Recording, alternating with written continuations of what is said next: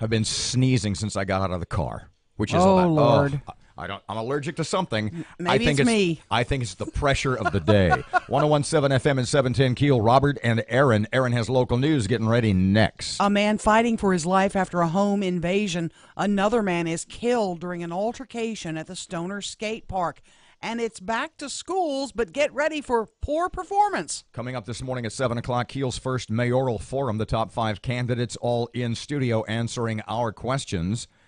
And Erin, who is on occasion a little reticent to over-prep, is writing questions on the palm of her hand. No. She's going crazy down there. We will discuss momentarily. Fletcher and sports and traffic and weather, and it's all coming up this hour right here on Keel.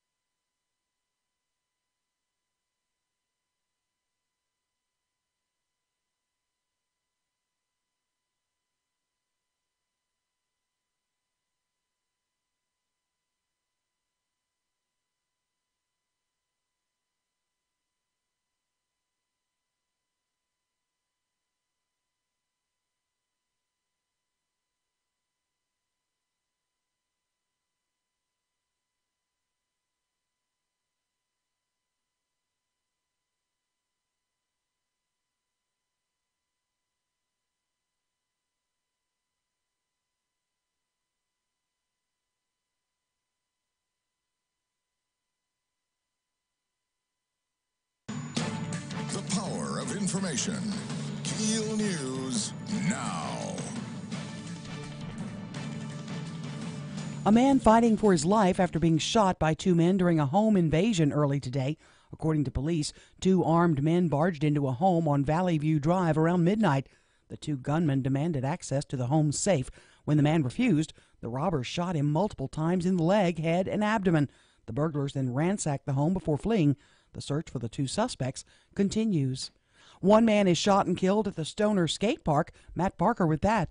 A 62-year-old white man is dead after being shot at the Stoner Skate Park Monday afternoon. According to police, the victim and shooter got into a heated argument. Both men armed themselves, and after several threatening comments from the victim, the gunman shot the man twice, once in the head and once in the chest. The shooter was taken into custody for questioning, but was ultimately released. From 101.7 FM and 710 Keel, I'm Matt Parker. The new superintendent in DeSoto Parish, Clay Corley, making some big changes. He says that academic excellence is something he wants the district to strive for, but his biggest priority and responsibility is safety. To help make the campuses safer, Corley has more school resource officers, more cameras that police can access, and he requires students to have clear or mesh backpacks. Now, changes to grading could mean drops in performance. For many areas of the state, the school year just beginning, but already superintendents are telling their communities to expect school letter grades to drop for the coming year.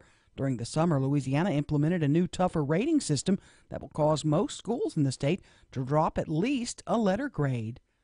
The Louisiana Department of Education is releasing back-to-school resource guides for parents for the new year. These free resources are available at louisianabelieves.com. Their Family Support Toolbox is what it's called. The director, Annie Morrison, says the resources will help guide families as students enter new classrooms and some enter new schools. What is it that I should be expecting about what my child should be doing, and it should be able to know this school year? What are the resources available to me as a parent to help me support their learning at home? She says the parent guides first arrived last year and are expanding this year to be tailored toward a student's specific needs. Sports betting off to the races in dozens of states around the country, but so far, Louisiana is on the sidelines while Mississippi is electing to receive the expansion. Gaming Control Board Chairman Ronnie Jones says after seeing how other states have started using the new cash, he's concerned the Bayou State may be losing on crucial revenues. If you're betting with a bookie at some bar, where are those winnings going? I would suggest they're probably not being used to build playgrounds in disadvantaged neighborhoods. Jones says a bill legalizing sports gaming in Louisiana lost during the final seconds of the regular session after a risky play to allow the activity in video poker halls led to the collapse. Northern California grappling with the largest wildfire in California history. breaking a record set only months earlier. Experts say this may become the new normal as climate change, coupled with the expansion of homes in undeveloped areas, creates more intense and devastating blazes. Goodbye Fitbits. A new Pentagon order says certain military troops and other defense personnel will not be allowed to use fitness tracker or cell phone applications that can reveal their locations. The order applies to personnel stationed at sensitive bases or at certain high-risk war zone areas. I'm Erin McCarty on 101.7 FM and 710 KEEL.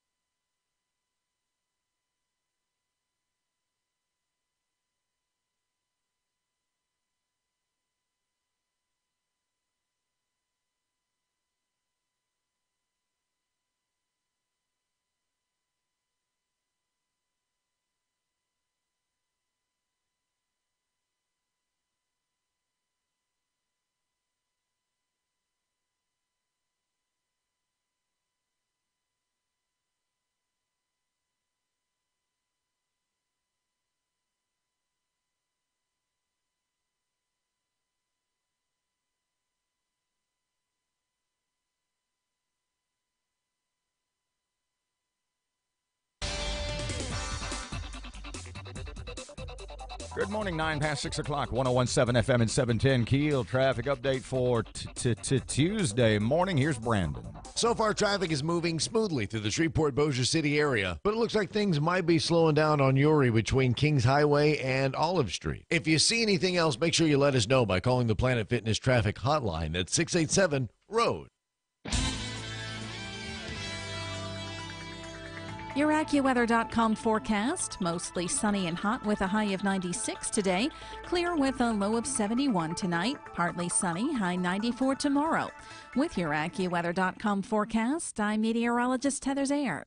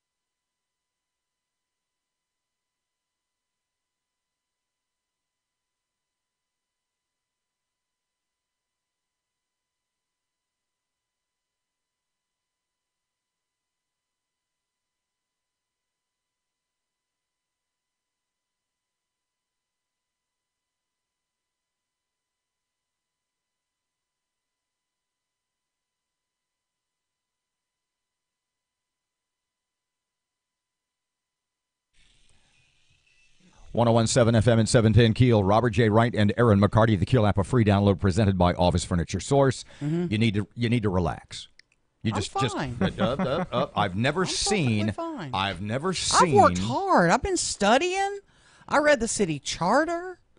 By the way, do you know the city charter has language throughout that says she's going to run, isn't she? She's going to run as a last-minute No, independent. I don't think angry. She can. When they come in Wait, today, you haven't let me make my point. When the 5 mayoral candidates come in today, instead of sitting on this side of the table with I'm me, gonna switch. You at the last minute are going to run around, throwing my hat and in, sit down, write and in candidate, throw your sock in the ring. But the charter throughout says the mayor of Shreveport, blah blah blah. He shall do this. He shall do that.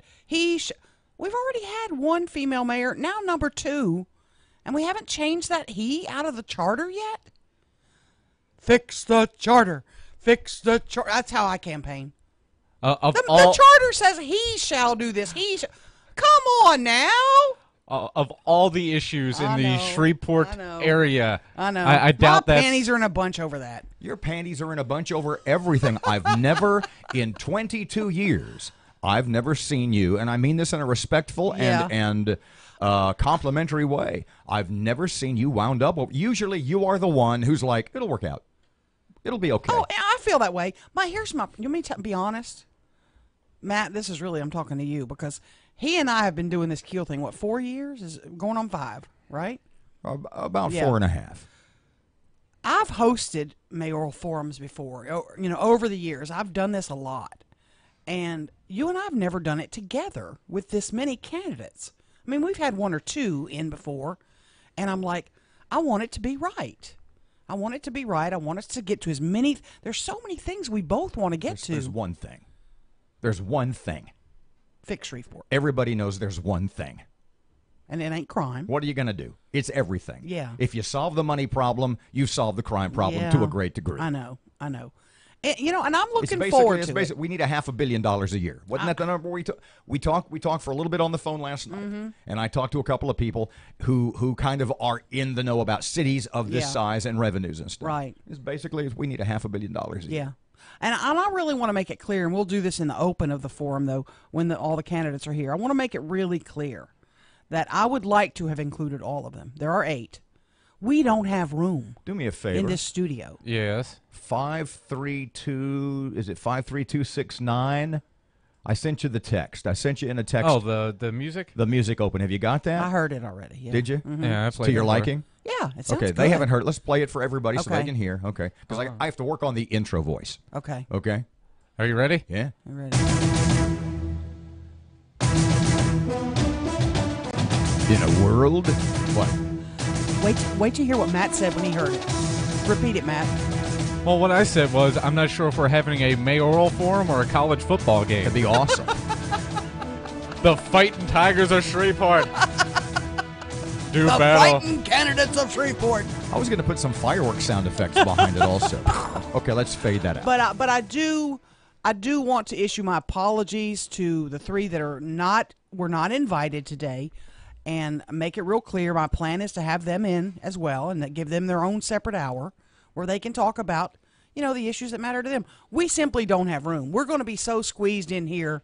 You and I are going to be closer than we've ever had to be. Actually, we'll be on opposite sides of the room. But even closer, though, than we are. I mean, they try to keep us as far apart as possible. But we're going to actually have to squish in here. So that'll be at 7 o'clock. 7 o'clock, a whole hour. Mayor Ollie Tyler, Cattle Commissioner Stephen Jackson. I'm working on the intros, too. Let's see. Incumbent Mayor Ollie Tyler, Cattle Commissioner Stephen Jackson, Shreveport native and Westport grad, an Army veteran, Adrian Westport grad? West Point grad.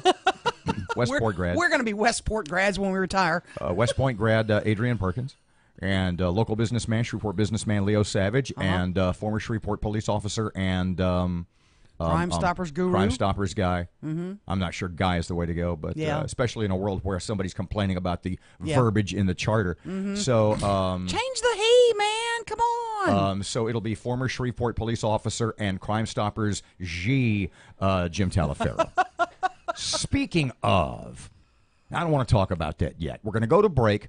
Do you realize that Nick Saban, I told you this yesterday, right? You did, yeah. About the number of wins he's averaging a year in 11. Okay, when we come back, I know two current high school coaches of a particular sport we don't have to mention.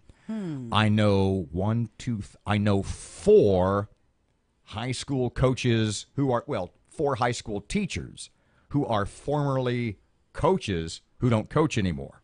And I know one guy really well who's like a kid's rec level coach, like he coaches middle school baseball, okay? They all have one thing in common with each other, and they all have something in common with Nick Saban. And when I tell you what it is, you're not going to believe me. When I tell you what it is, you're going to say, no way. And I'm not sure if you're going to think more of the coaches that I know or more of Nick Saban. But we'll talk. You're going to be amazed at this. 18 past 6 o'clock, 101.7 FM, 710 Keel, Robert J. Wright, and Erin McCarty. It's Mayoral Forum Day. The five top candidates here just about 7 o'clock. In the meantime, traffic update coming up right now. Well, in a second or two, Brandon is on the way, and Fletcher in sports next on Keel.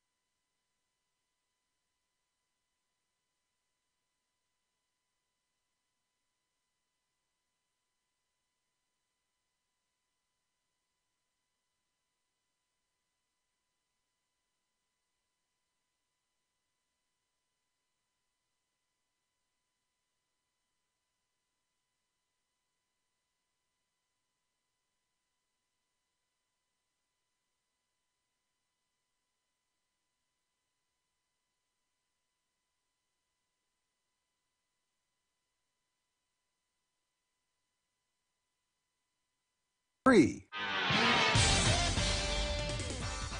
19 past 6 o'clock, time for Keel's traffic. I'm so confused. Traffic update. Here's Brandon. So far, traffic is moving smoothly through the Shreveport-Bossier City area, but it looks like things might be slowing down on Uri between Kings Highway and Olive Street. If you see anything else, make sure you let us know by calling the Planet Fitness traffic hotline at 687-ROAD. Your AccuWeather.com forecast. Mostly sunny and hot with a high of 96 today. Clear with a low of 71 tonight. Partly sunny, high 94 tomorrow. With your AccuWeather.com forecast, I'm meteorologist Heather Zayer. 101.7 FM, 710 Keel Sports. Good morning from the sports desk of 1130 The Tiger. This is Tim Fletcher. The first unofficial depth chart of Saints training camp has been released. Former Louisiana Tech standout Boston Scott is listed as co-third team running back with Terrence West. Shane Vereen and Razorback alum Jonathan Williams are listed second team behind Rookie of the Year Alvin Kamara and Mark Ingram. Demario Davis, a Mike linebacker with the Jets, is listed as the starter at Will linebacker with Manti Te'o starting at Mike. Veteran Tom Savage is second-string QB behind Drew Brees with Taysom Hill and rookie J.T. Barrett sharing third team. The Saints take on Jacksonville in their preseason opener Thursday. It's a full-gear Tuesday for Louisiana Tech and Northwestern State today after a handful of practices in shorts and helmets and shorts and shells.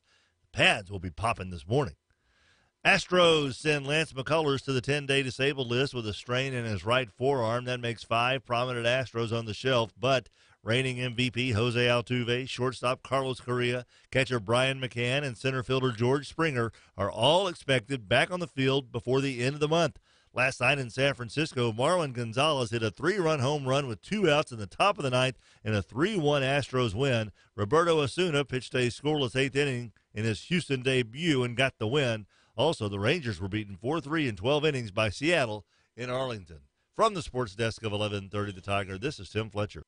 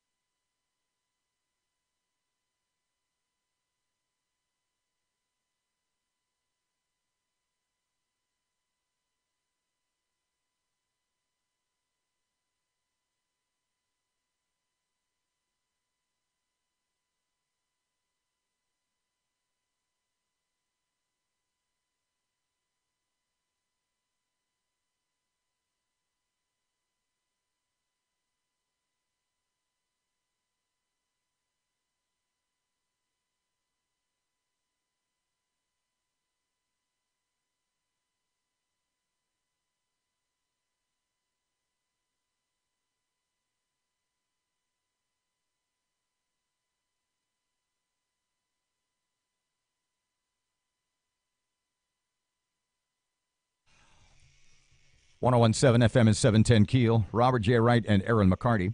23 past 6 o'clock. Mayoral Forum kicks off at about 7:05 or so.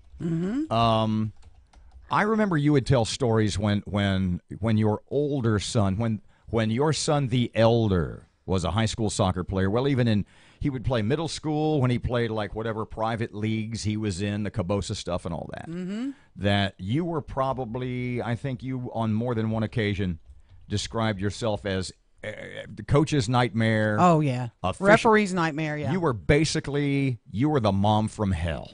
Yeah, for many years. I chilled out, later. But in the early years, I was nuts. Okay, so I've got two friends of mine who are currently coaches at the high school level. I have 4 friends of mine who are still teaching high school around the area, who at one point were coaches.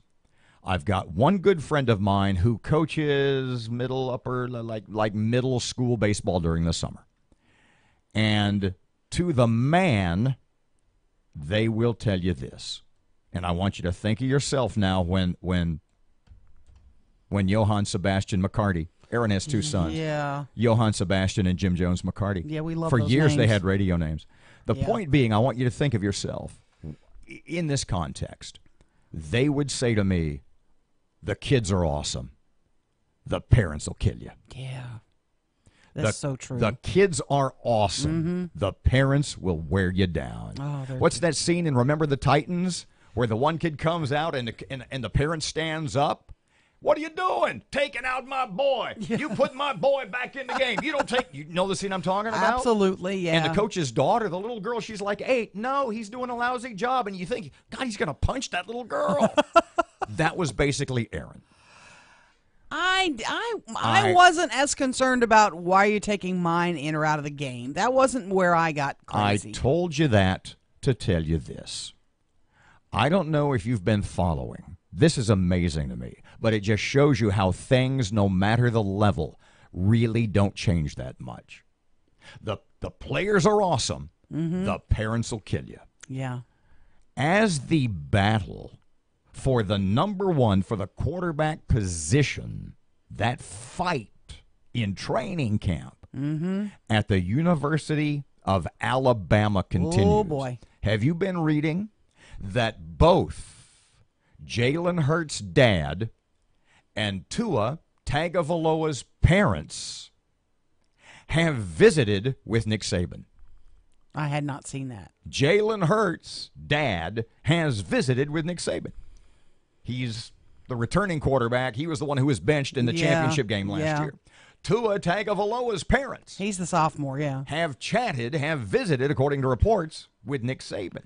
I wouldn't even think of doing that. Neither would I. My kid would kill me if I went in and did that. But here's the point. It's freaking Nick Saban. So the point is, my buddy who coaches 7th graders baseball during the summer, you going to play my kid? You know my kid's a better shortstop than the kid you got in the game. Why not you play my kid? My kid could hit like 800 if you played him every day. Yeah. And the kid can barely find the bat. Okay?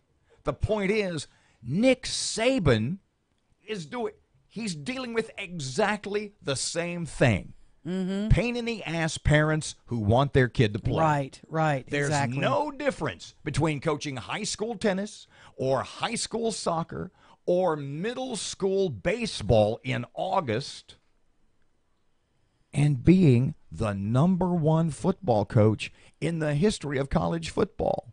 At some level, you're going to be dealing with pain in the ass parents. I can, when I say I wouldn't do that, I can see myself asking Nick for a meeting. Let me tell you why. I thought I wouldn't.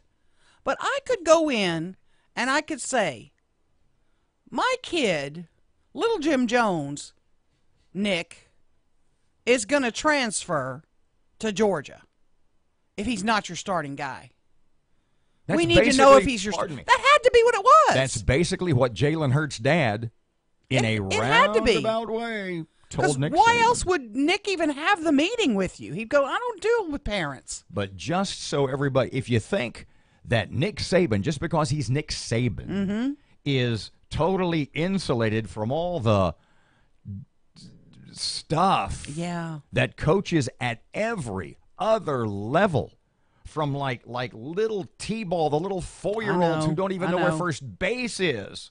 Put my kid in. He's 4. There's scouts in the stands. No, Dad, there's not. This is a multi-million-dollar decision, though. This kid could be an NFL star one day. He's from Alabama. The chances of that are highly unlikely. But the point is, I'm just amazed at that Nick Saban is dealing with the same angry parent. My kid should be in the game. Why is he agreeing to even meet with him, I wonder? 28 past 6 o'clock, 101.7 FM, 710 KEEL Mayoral Forum just after 7 o'clock this morning. All 5 candidates, the big 5, in studio in no particular order. Mayor Ollie Tyler. Hold on a second, I blanked out. Think you can get him? Mayor Ollie Tyler. Oh, easily. She's en route, by the way. Mayor Ollie, she always we had an over-under. Who's going to be here first? She's be here first. Or she has the policeman. Yeah. Mayor Ollie Tyler, Cattle Commissioner Stephen Jackson, Adrian Perkins, okay, Jim Talaferro, and Leo Savage. You got it. Not that hard. Now, alphabetically. I can't do that. She's very wound up about this. I'm good. Yeah, you're good, all right. You're good at making us want to leave. I say you're wound up about. I'm good. I'm very good. I'm calm. Y'all shut up. Don't you have a soccer game to go to? 29 past 6 o'clock. Traffic update now. Here's Brandon. So far, traffic is moving smoothly through the Shreveport-Bossier City area, but it looks like things might be slowing down on Uri between Kings Highway and Olive Street. If you see anything else, make sure you let us know by calling the Planet Fitness Traffic Hotline at 687-ROAD. Your AccuWeather.com forecast. It'll be hot today with sunshine and a high of 96. Clear, low 71 tonight. Tomorrow, partly sunny, high 94. With your AccuWeather.com forecast, I'm meteorologist Heather Zayer.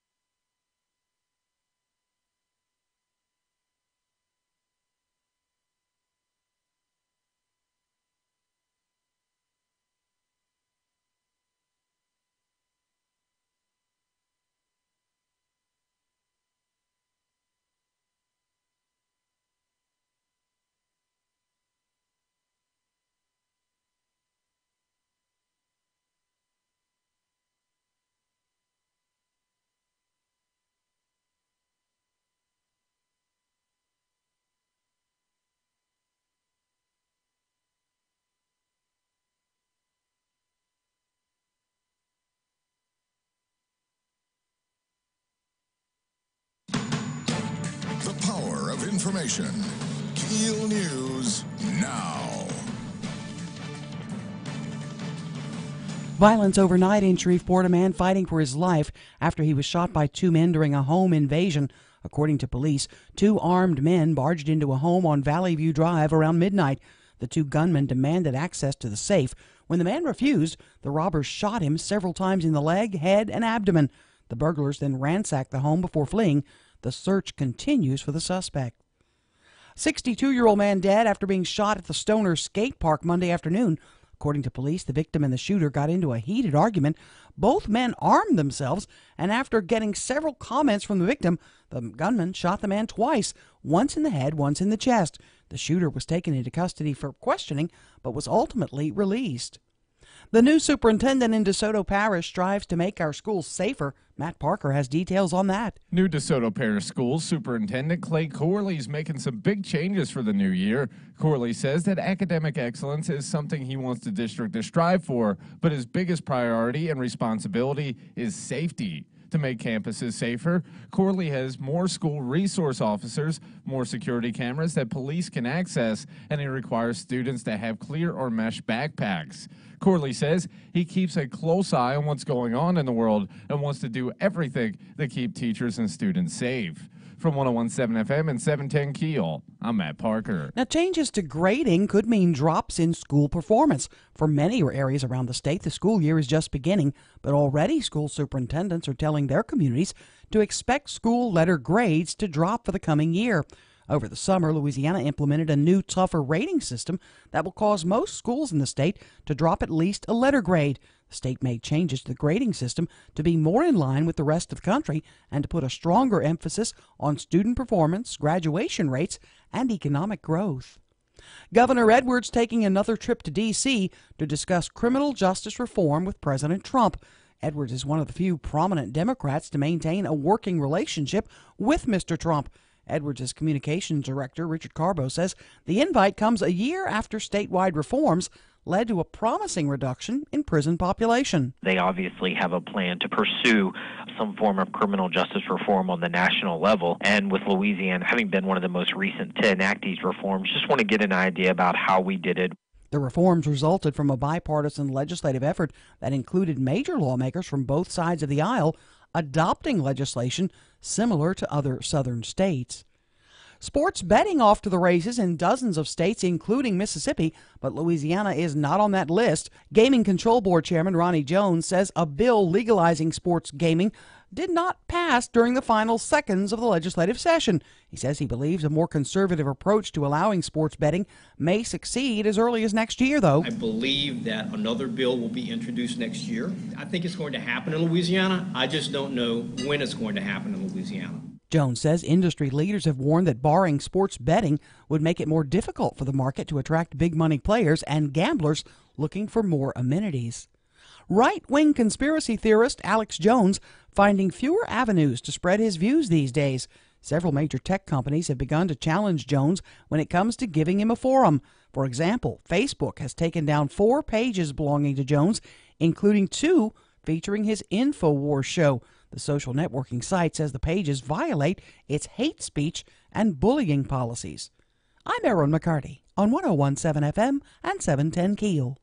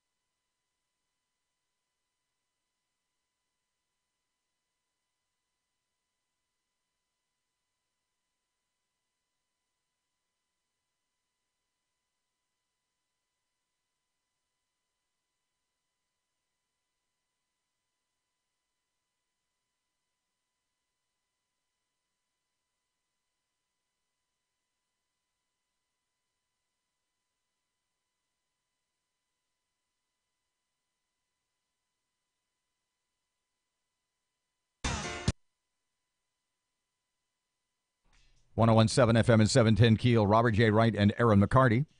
Shreveport Security Systems text line, by the way, the sponsor of our upcoming mayoral forum in less than an hour. Ooh, it's going to be fun. Shreveport Security Systems text line 318-392-1884. I wore socks, I wore shoes, I shaved. So I shaved too. Nice. There was a story last week that you missed. I don't know if you saw this. Where was the kid that tried to steal the airplane, Matt? Where was that? Texarkana. Do you know the story?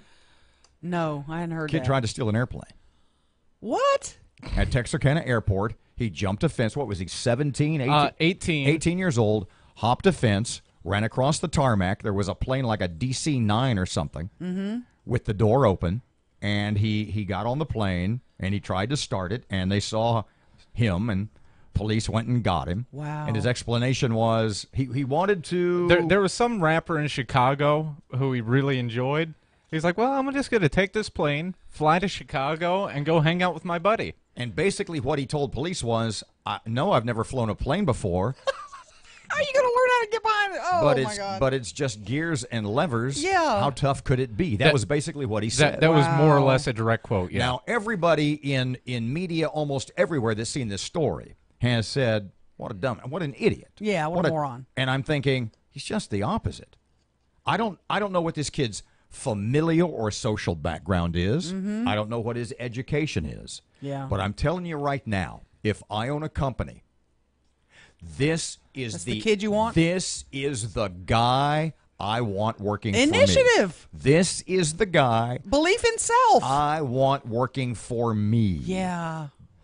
He may be slightly misguided. Might be a little brain short. There is no There's no way he could have got in that plane and flown it. We all know that. But the point is, he should know that. He got in the plane. He wasn't able to get it started. But the point I'm making is, I could start it. If you own a company, isn't this exactly the kind of employee that you want? Who will never say, I can't do that. Think of all the people that we work with on a daily basis. Think of all the people you've worked with I'm talking to everybody now. Mm-hmm. Think of everybody in your office that when somebody comes up with an idea, I can't do that. Oh, it's too much trouble. You're moving their cheese. Can't do that. And this kid Not how I've said, always done it. You know what? I bet I can work that plane. Yeah. You know what? I bet I can figure it out. Mm-hmm. How tough could it be? Right. If I'm a CEO, I track this kid down, I post his bail, I put him in some kind of training program, I get him a suit and a tie. I think I get him counseling on the theft issue, though. And I think I make him my chief motivational officer. 639, 1017 FM, 710 Keel. Here's somebody with traffic. So far, traffic is moving smoothly through the Shreveport-Bossier City area, but it looks like things might be slowing down on Uri between Kings Highway and Olive Street. If you see anything else, make sure you let us know by calling the Planet Fitness Traffic Hotline at 687-ROAD. Your AccuWeather.com forecast. Mostly sunny and hot with a high of 96 today. Clear with a low of 71 tonight. Partly sunny, high 94 tomorrow. With your AccuWeather.com forecast, I'm meteorologist Heather Zayer.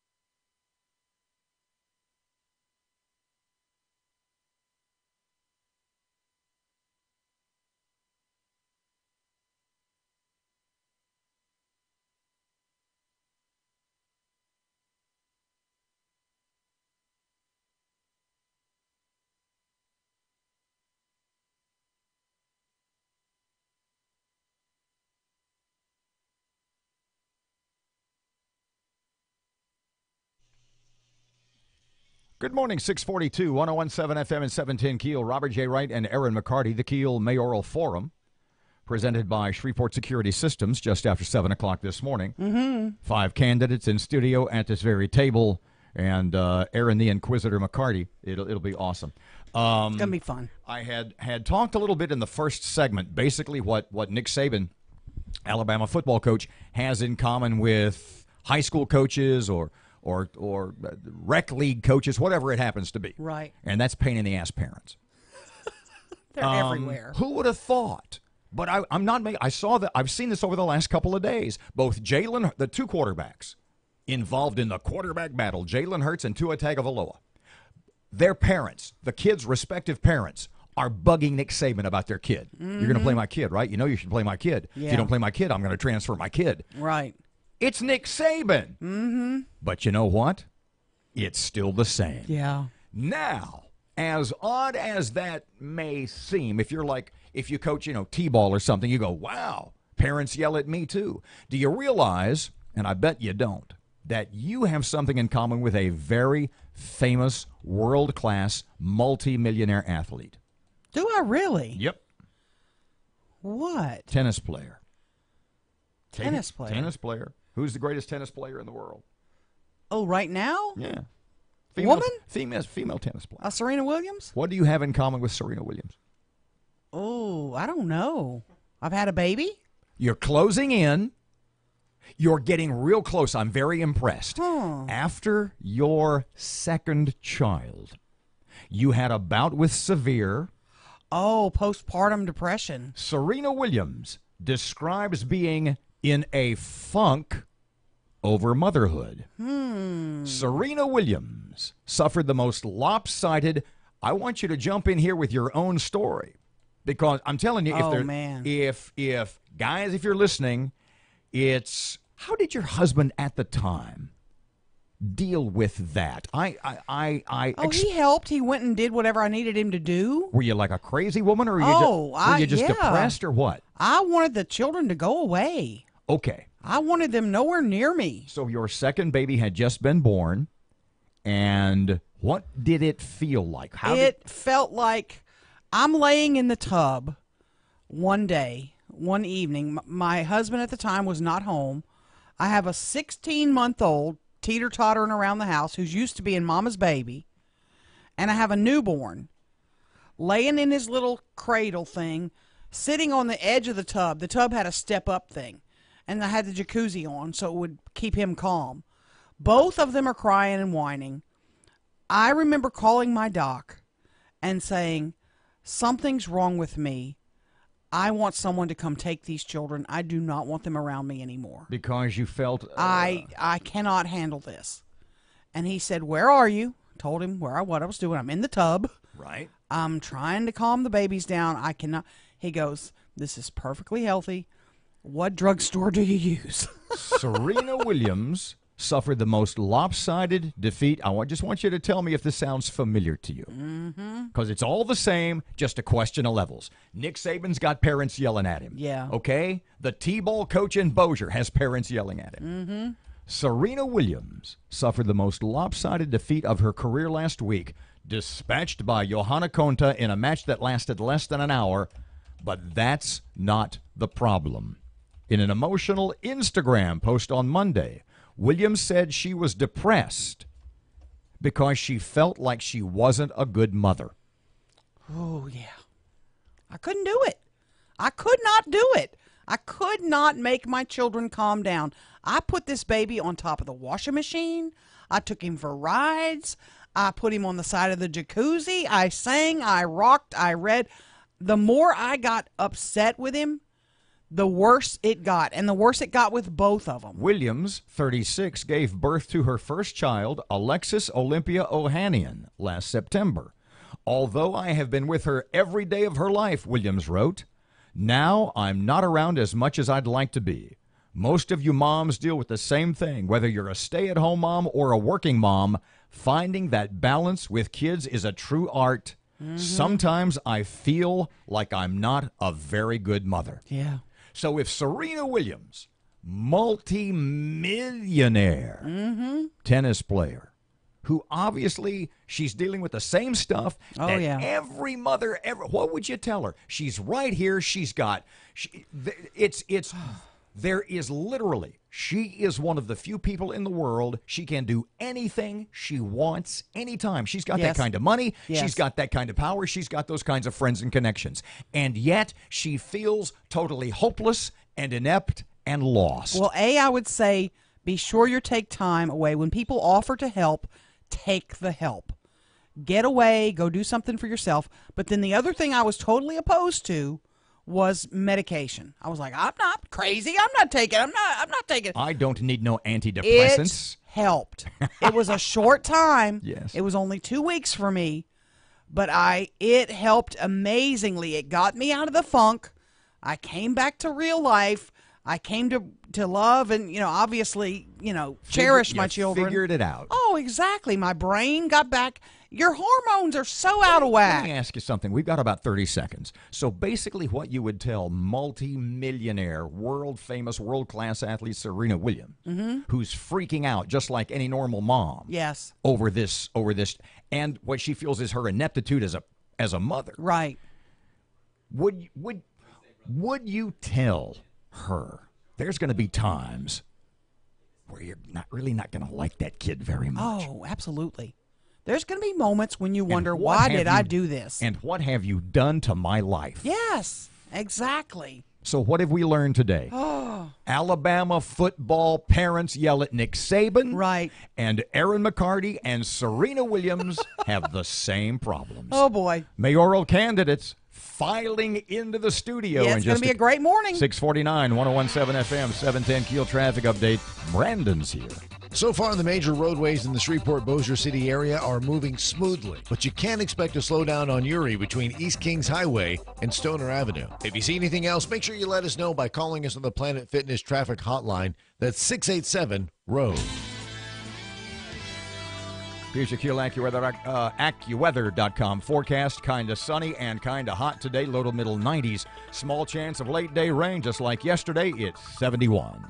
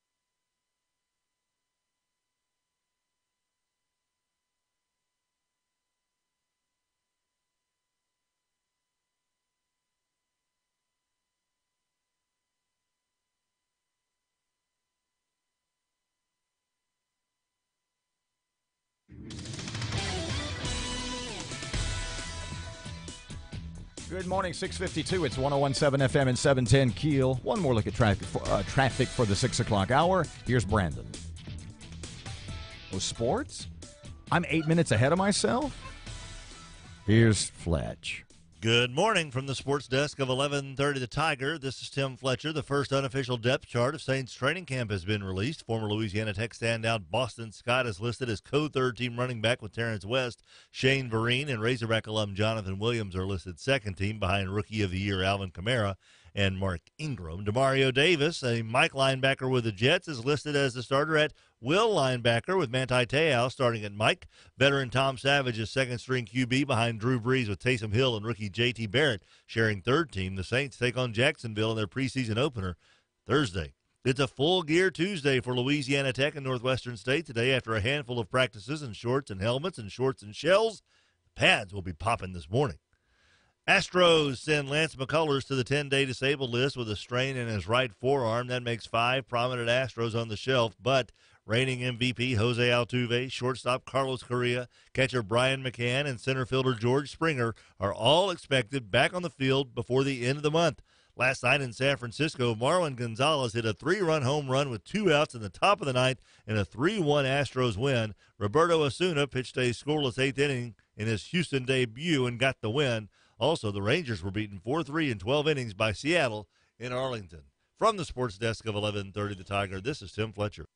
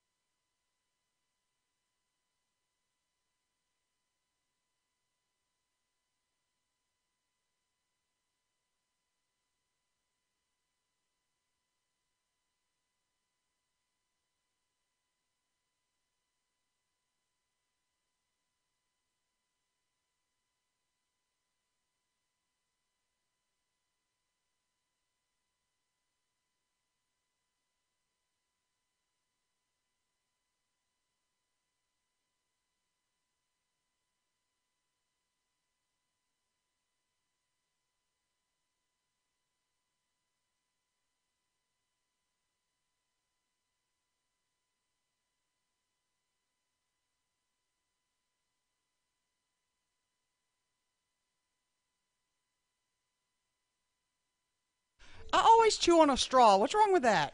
Nothing. Yeah, commercials are playing. You turn on your mic. You I'm just not listening. 1017, no kidding. 1017 FM, 710 Keel, Robert J. Wright and Erin McCarty, 655. The candidates are filing in. They're almost all here. Keel Mayoral Forum coming up just after 7 o'clock, presented by Shreveport Security Systems. Mm-hmm. I don't know if I told you this. I showed you the picture of myself. I found an old photo of myself. How old are you in that photo? 18. Actually, you need 18, to post that online. 18 and a half. Will you post that, please? Yeah, if you want. Write a picture of what that guy was like as compared to what this guy today is like. I have no idea. Yes, you do. You're him. No, I really don't. No. What did that 18-year-old think he would become? He didn't think. No clue? No. Professional golfer? No, I never played golf till I was 46. Put your hand in front of your nose. I mean, touch your nose with the palm of your hand. Yeah. Now move the palm of your hand 4 inches away from your face. That's too far. 4 inches away. That's how far ahead I planned when I was 18 years old.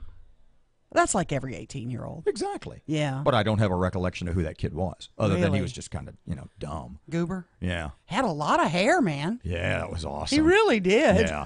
Now, we got to go? Yeah. Okay. Mayoral Forum just a couple of minutes away, kicking it off at about 7:05. Mayor Ollie Tyler, Caddo Commissioner Stephen Jackson, Adrian Perkins, almost said West. Jim Talaferro and Leo Savage. Yeah, Matt's waving. He's freaking out. Y'all need to take some pills or something. Here's Rush on Keel. The annual Nut Roots Nation Conference held in New Orleans over the weekend. It gives the Democrat presidential wannabes a chance to showcase their so-called talents. California Senator Kamala Harris promised that she will not be shut up by those who criticize identity politics. Now, she doesn't understand that nobody on our side wants her to shut up. We want her to keep talking. Then Massachusetts Senator Elizabeth Pocahontas Warren spoke with forked tongue. After telling Democrats to embrace a politics of unity, she attacked America's judicial system, calling it racist all the way, front to back. Next came New Jersey Senator Cory Booker, who was photographed holding an anti-Israel sign, which he later claimed he didn't read. He told the Nutroots crowd that if America hasn't broken your heart, you don't love her enough. What? America is supposed to break your heart? What the hell is this?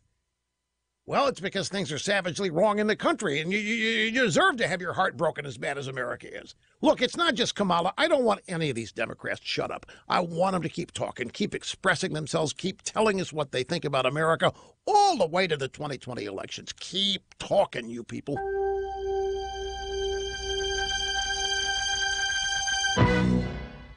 There are a lot of warnings you don't want to miss, like a sign saying bridge out up ahead.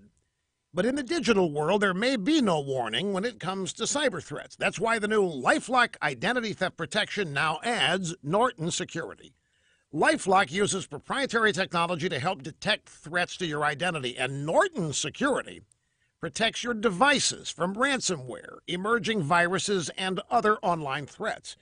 And if you have a problem, their agents will work with you to fix it. Now, of course, no one can stop every cyber threat or prevent all identity theft or even monitor all transactions in all businesses. But having new LifeLock with Norton means that they'll warn you about the threats you could otherwise miss on your own. Join now. Get an extra 10% off your first year, plus a $25 Amazon gift card with annual enrollment. Go to lifelock.com or call 800-440-4833. Use the promo code RUSH. Terms apply. So far, the major roadways in the Shreveport-Bossier City area are moving smoothly, but you can expect a slowdown on Uri between East Kings Highway and Stoner Avenue. If you see anything else, make sure you let us know by calling us on the Planet Fitness traffic hotline. That's 687-ROAD. Your AccuWeather.com forecast. It'll be hot today with sunshine and a high of 96. Clear, low 71 tonight. Tomorrow, partly sunny, high 94. With your AccuWeather.com forecast, I'm meteorologist Heather Zayer. Breaking news and trending talk. This is 101.7 FM and 710 KEEL. KEEL, Shreveport.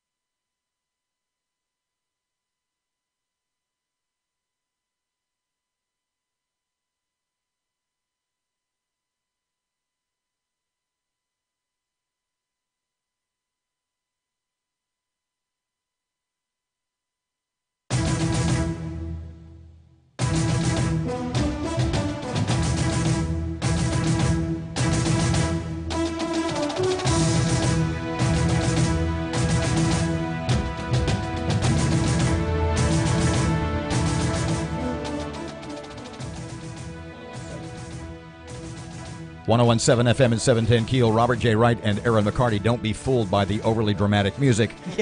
Erin and I are still here. Sounds like we're having a fight in here or something. Coming up this morning, in fact, coming up right now, it's the 1017 FM and 710 Keel, our first mayoral forum presented by Shreveport Security Systems.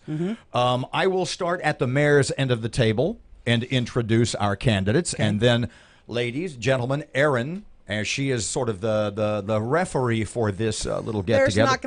We don't need a referee. She'll explain the rules. First of all, Mayor Ollie Tyler is here. Welcome. Good morning. Shreveport businessman Leo Savage. Caddo Commissioner Stephen Jackson. Good morning. West Point grad, Army vet, Shreveport guy Adrian Perkins, and former Shreveport policeman and Crime Stoppers boss Jim Talifero. Ladies and gentlemen, welcome one and all. I do want to offer our apologies to the other candidates because we would love to have them all here. We do not have room in the studio. As you guys see, we are slammed and crowded. We will have them in at another occasion to talk about their issues. I'm going to give you each a minute to open. Tell us why you want to be mayor, why you're running. And then we're going to go through and just ask questions. We're going to give quick, about a minute responses. We're not going to be, we're not going to throw the whip or anything. And the candidates, whoever goes first, will rotate around the room. We're going to rotate that around. Robert and I were real careful about these questions are from Robert and I. We did have listeners who submitted some questions that we may or may not use, but I told him we took no questions from other candidates or anybody like that. For the most part, these are ours. So I'll be quite blunt with you. We're going to start first with Mr. Talifero. He's at seat number 1 with your opening remarks. Yeah. Good morning. Thanks, Robert, and thanks, Erin. If you keep doing what you've always done, we're going to keep getting what we've always got. And if we keep doing that, then where will we end in 5, 10, or 15 years? When I go downtown and I look at the skyline, I see that's a skyline of a beautiful city, a great city. Do we have some issues? Yes, we do. Can we solve those issues? Yes, we can. Will it be work? You bet it will. Will it be worth it? Absolutely. I'm Jim Talifero. I'm your candidate for mayor. And when my 16-year-old came up to me and says, Dad, why is everybody down on Shreveport? I says, tell me what you need, baby. She says, well, all my friends they're just down on Shreveport. They just say there's nothing to do, the litter's bad, the roads are bad. And I says, there's probably mimicking what they're hearing from their parents. As a former law enforcement officer and military-minded guy, this is the reason I'm running for mayor. It's time to do something about the future of our city. More importantly, the future of the city for our children and our grandchildren. We want to leave them a legacy. Right now, I believe our legacy is not in good hands. But that's the reason I'm running for mayor, and I'm Jim Talifero, your candidate for mayor. Next up, I believe, is Mr. Adrian Perkins. Welcome. Thank you. Your opening remarks. Thank you, Rob. Welcome. Good morning. I'm Adrian Perkins, as you already stated, West Point graduate, served in the military for 8 years, serving in Iraq and Afghanistan, culminating with company command in Afghanistan, managing a multi-million-dollar budget, then going to Harvard Law School. My vision for the city is simple. Is to decrease crime and increase job opportunities. I've proposed the way we do that on the economic front is by having a more robust and modern infrastructure, high-speed internet throughout the city, also pursuing an international airport, and making long-term investments so that we can actually fix more roads in the future. Also on the crime front, I've been very, very clear since the beginning, since I announced in April, that we got to start at the top. We need a new police chief that's full-time. And we also need to have a greater police presence in our neighborhoods. I don't care if the police officers are walking, riding a horse, or on a pogo stick. We need to have more police presence in our neighborhoods. And if we do that, then we will have a more prosperous city. We will have a safer city. And if you want that, then you'll vote Adrian Perkins, number 60 on your mayoral ballot, for leadership for our future. Next up, I believe, Mr. Jackson, Caddo Commissioner. Good morning, Robert and Erin, and thank you for having us on. Good morning, KEEL listeners. I'm Stephen Jackson. I'm running for mayor because I understand that Shreveport is the capital of the Arklatex. Our infrastructure to our assets here with the port, the medical school, and our colleges and universities, we have to make Shreveport a city of opportunity. We have to address crime. That is an issue. I have been saying for the last 3 years, it doesn't matter what the numbers say. The numbers can say crime is 40% down, but if you have been victimized or you have been the victim of a crime, crime is 100% up to you. And so we have to be serious about owning the problem, and we have to come up with holistic solutions with fixing it. We have to be serious about economic development, incremental economic development. Superman is not coming. We have businesses here who have to be cultivated and invested in. We have to help them scale and stay. We also have to invest in our neighborhoods, keeping them clean, keeping them strengthened through home ownership, and making sure we enforce property standards. I have experience. I'm a candidate who can actually say that I have taken a pay cut myself. I voted to repeal the automatic pay raises that commissioners were given. I voted and led the charge to repeal CEPRs.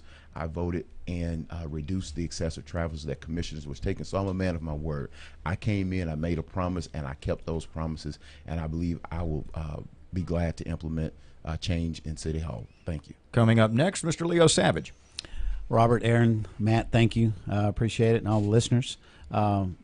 Enjoyable group of people here. My name is Leo Savage. I'm running for mayor simply because I was sitting back just like everybody out there, every listener out there. I was sick of the crime, the litter, our infrastructure, everything's crumbling around us, and it has been for years.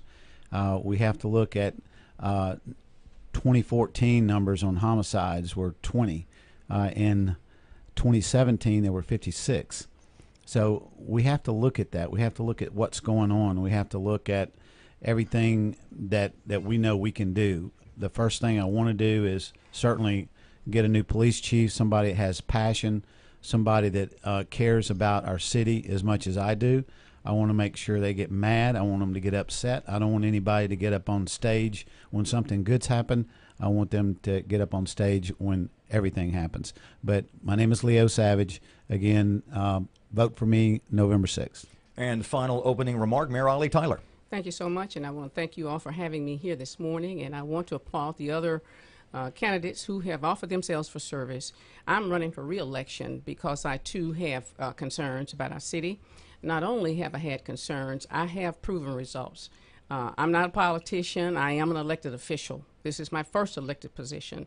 But I have a track record of getting things done, not of talking the talk, but walking the walk. And I have those results from my previous life as a leader and as a CEO. And I'm here because I love Shreveport. And, of course, a lot of these young people have come through the school system where I've served not only as a teacher, but as principal, as superintendent, and then I was recruited to come to the state level because we were there making a difference. We put in place a comprehensive plan. We've been able to implement that plan. Look around you. We're getting things done. I think first question, and we'll start with Mr. Talaferro and chair number one. Erin, you've got the first question. Yes. Actually, we're going to start with Adrian Perkins. Okay. Police officers tell us, let us do our jobs, that our hands are tied. Is that part of our problem? What can you do to solve that? Erin, I too sit with quite a few police officers and listen to their recommendations and what they want to see, and that's the reason why at the beginning I harped on new leadership in that police department. And it's nothing personal to the current police chief. I hear that he's a good person from other police officers, from members of his congregation at his church. It's about bringing the competencies and the time to the job. The competencies as far as operations, for instance. Right now, our peak crime hours is around 10 o'clock at night in Shreveport. So why aren't the bulk of our officers patrolling our streets during those times? If you have the operational background for that, then a police chief will recognize that. And I'm sure those are the type of gripes and complaints that the officers working the streets notice. And those are the ones bringing it up. So I have to side with our officers in that. And again, leadership is very, very important. And aside from leadership, as I've already pointed out, we got to increase the police presence in our neighborhoods where it's needed most. Stephen? Yes, I think that we have to have a district level approach to crime fighting. We cannot sit back. I've said for the last 3 years that we cannot sit back and pretend that crime is down. The numbers, we can make the numbers say what they want to say. That's just some way to go out and tell citizens that, hey, your home got broken in this morning, but it's okay. 200,000 other folks didn't. We have to hold people accountable. I have advocated and tried to put in place a system that will actually hold individuals accountable with the crime cameras and the shot spotter technology. We have to come into the 21st century with regard to our technology and how we actually deal with policing. I believe we can do a build out at some of our SPAR centers to increase the presence in our police districts and make sure that our response times are quicker. And so I think citizens will feel a little bit more confident. There was a news article a couple of days ago that said people have no faith that people will show up on time. And so we have to be serious about our response time and making sure that our officers are responding and making sure that our leadership is held accountable. Leo Savage? I talk to people all the time, and every time they say something, they're like, I'm leaving Shreveport, I'm moving to Bossier. I said, why? They said, well, simply because, Shreveport police, everybody gets by with things. Over in Bossier, they don't play. Well, I want to make sure you look at it, speed of the leader, speed of the pack. And I want to make sure we have a leader who allows our police officers to be tough. I want that reputation here. I don't want to be on national television with anything bad, but I do want our police officers to do what they do, what they signed up to do, and that is to uphold justice. They are there to protect and serve, and that's what I expect them to do, and that's what I expect our police chief to allow them to do. Right now we don't even have it where they can do a chase because of safety. But so somebody robs you, we catch somebody, they take off, and we can't even chase them.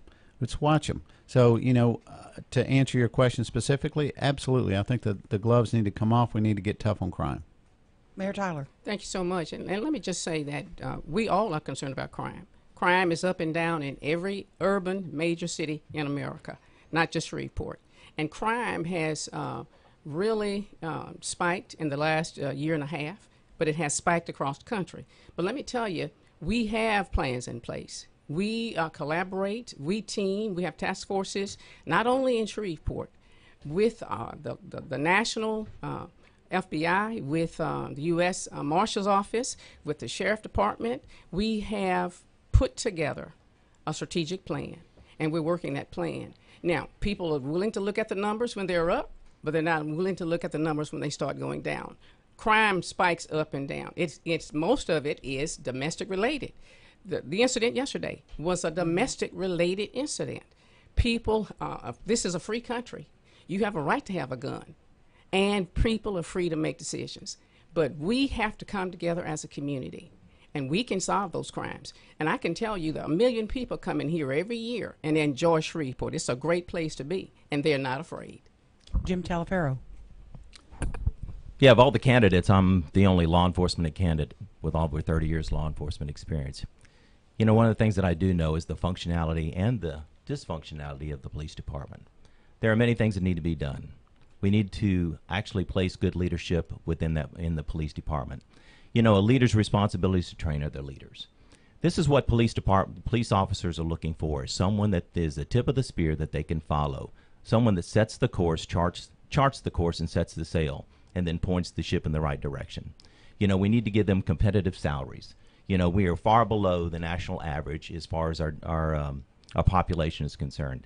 These are morale builders. These are morale losers. So what we need to focus on is, let's do something for our officers. Let's give them a great fleet. Let's give them even a new building. This should be in a 5-year plan at least. But let's treat them like they need to be treated, like they serve and protect out there, and we'll do fine.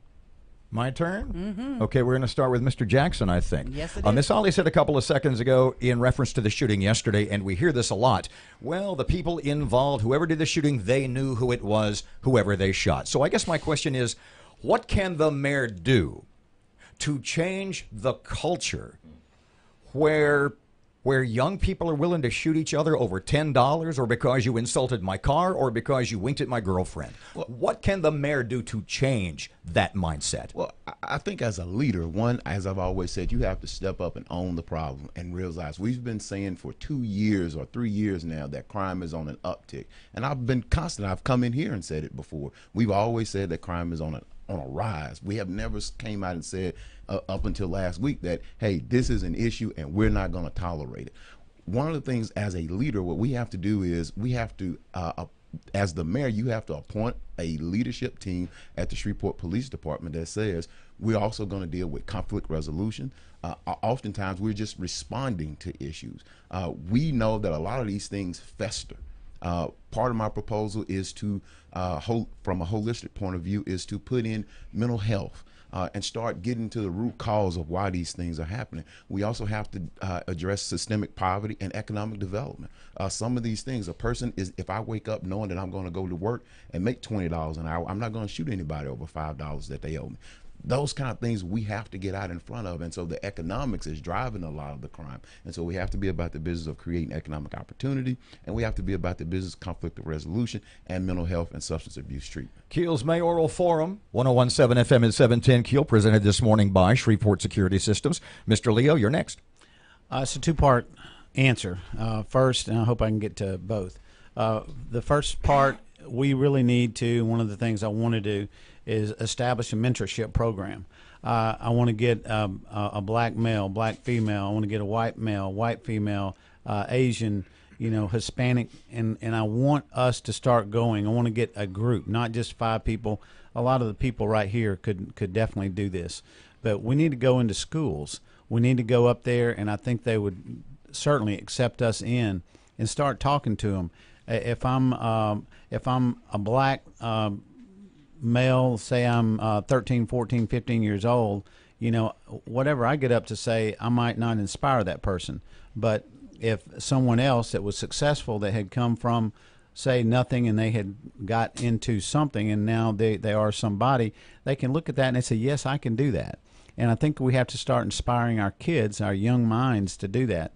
The other thing real quick, and I know I'm about to be out of time, but we really need to implement cameras. Project NOLA down in New Orleans, when I visited, we can put these things out all over our city, let people know that we're watching. I mean, if you got Big Brother watching, I think that, we have something that we can actually police at that point. Miss Ollie? Thank you so much. And let me just say that I agree with some of what I've heard this morning. We have put in place crime prevention strategies, and I want you to know that throughout the year we have more than 50 different youth programs that we put in place. We have hired over 500 plus students from high schools and from just young adults, 16 to 24 years old. We've given them jobs.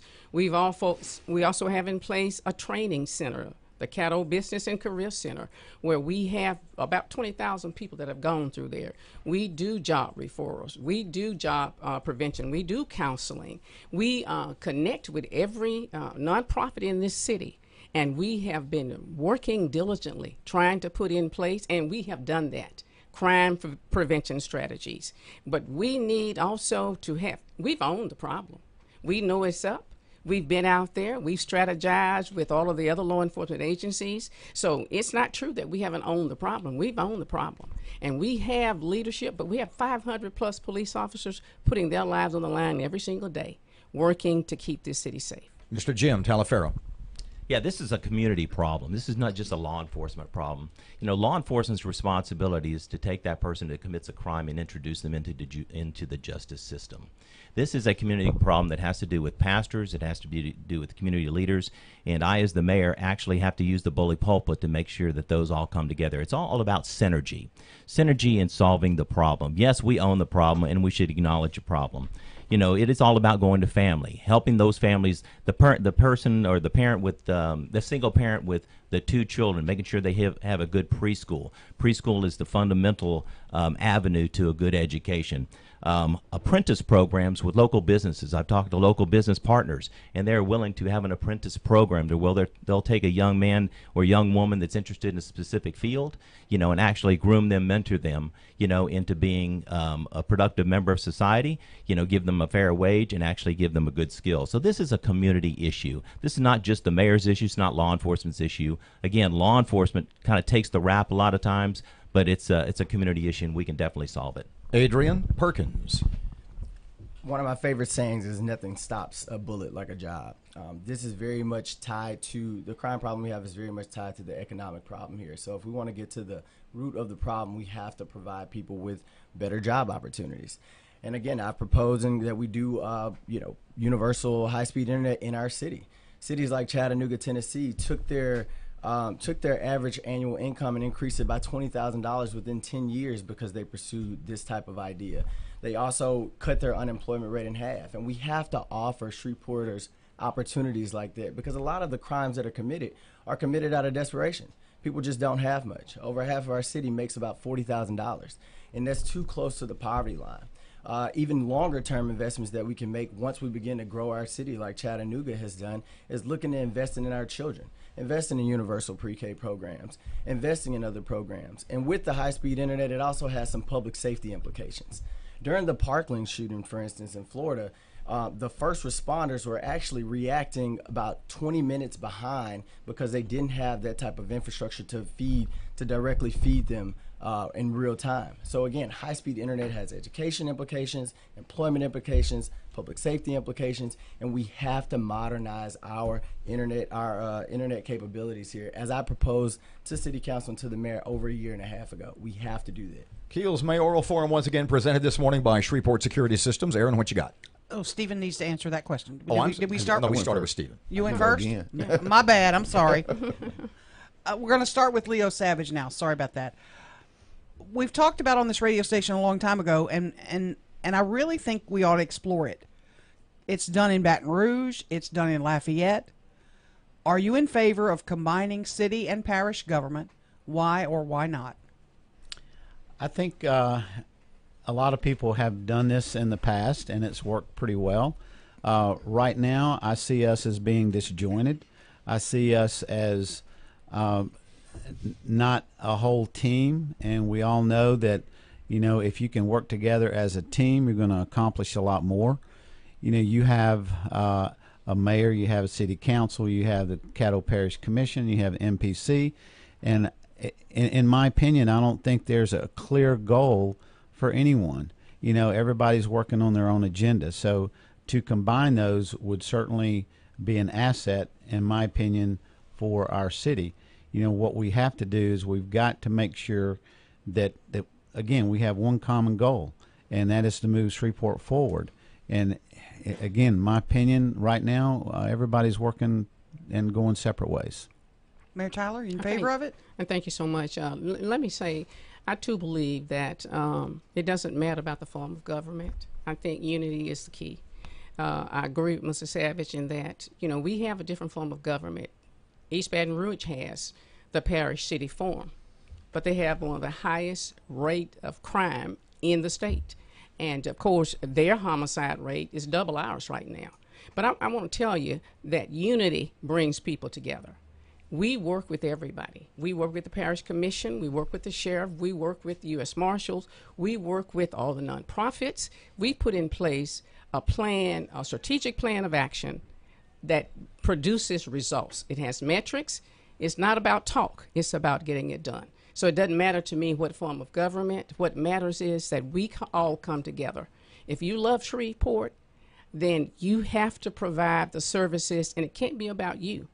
We all have challenges, and it's not going to happen overnight. We've put in place a lot of things. We've brought in, technology companies. We're doing all of that, but we've got to come together. Jim? Yeah, I believe that there's opportunities, for combining the two, but let's remember that it's all about communication. A majority of Shreveport is within the commission's responsibility. And so it is about communication. I think we need to be meeting a lot more frequently because we have the same concerns about the city. We have the same concerns about the parish. And no one entity has all the solutions. But when you come together and have synergy and have a common goal and have a common practice in place, then I think things can really move. Ideologies are not important. Ideas are important. So bring these people to the table more frequently. Talk about the real issues. Talk about real solutions. Listen to your constituents and move forward. That's what leaders are supposed to be doing. That's what leaders should do. Adrian? If the city parish model saves us resources and allows us to operate more effectively, I would be an advocate for that. And also, you would have to talk to the leaders of the city and the people of the city if that's what they wanted. Right now, we do see collaboration from the city and the parish, and it is a bit disjointed. pick and choose which topics we'll pick and choose which topics we work with. So maybe that model would be more effective, but I'll say this: in doing that model, you do need a leader who's going to listen to the people and what they want. You do need a leader that's good with working with the people on the parish commission and the city council, and a leader that just works well with everybody anyway. Somebody that's used to building teams around solving problems, and I think that would be critical if we ever was to pursue that. Stephen Jackson. Well, I've said before when we've had that conversation, I think it's very much an opportunity to explore. What I often see is a lot of duplication of services. I think it can also, from an economic development aspect, help us with regard to being competitive with our tax system, our tax structure, our property tax, and to actually be able to lower some taxes if we get rid of some of the duplications. Now, I often tell you, and I've told y'all before, I think it may upset some people at the city and at the parish because you're going to duplicate. I mean, you're going to get rid of some duplication. That means you're going to eliminate some job positions. But it's worth exploring.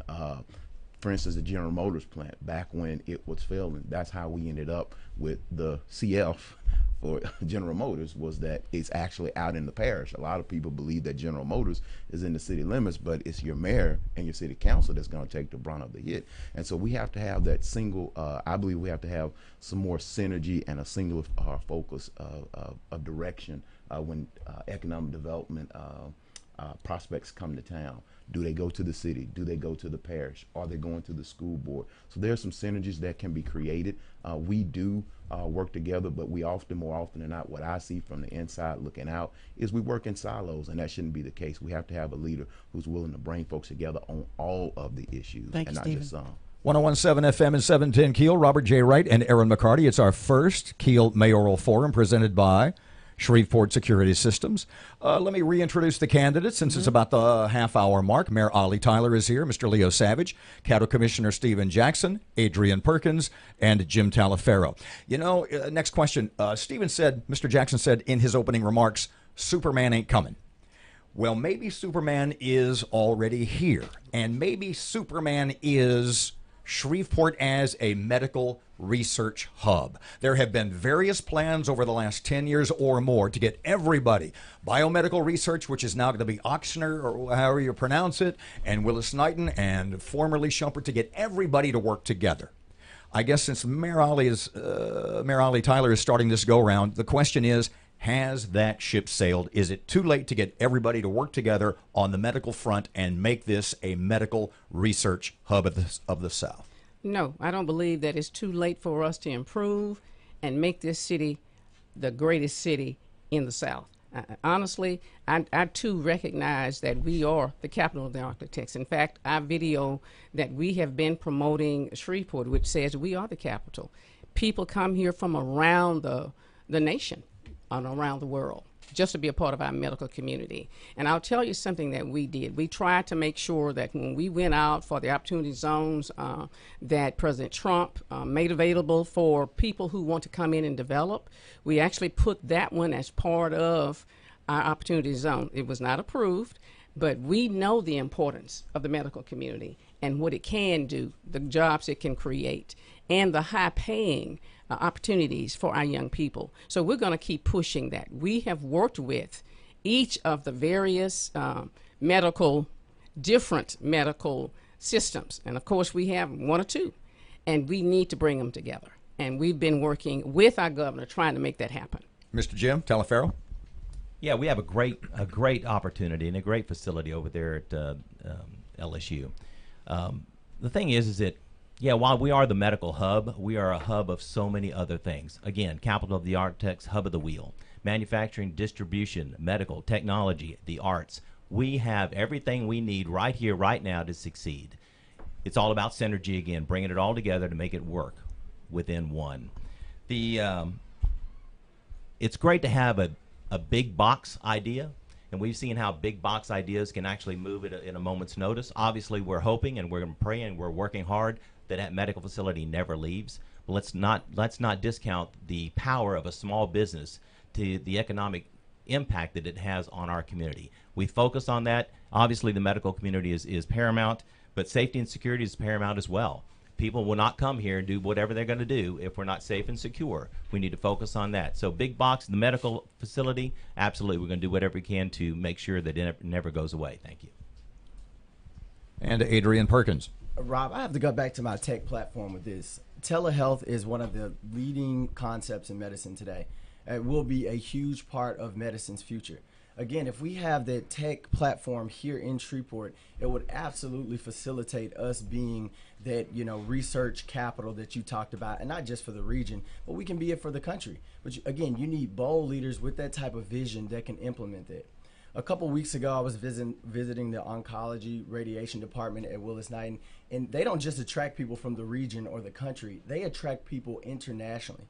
It's one of the top facilities in the world. You need a mayor that's going to go out and cheerlead for those type of initiatives that's happening in our city every single day to get even more people involved. So the time for that isn't in the future. We can start doing that right now, facilitating growth in that particular sector, again, to bring more jobs to our community.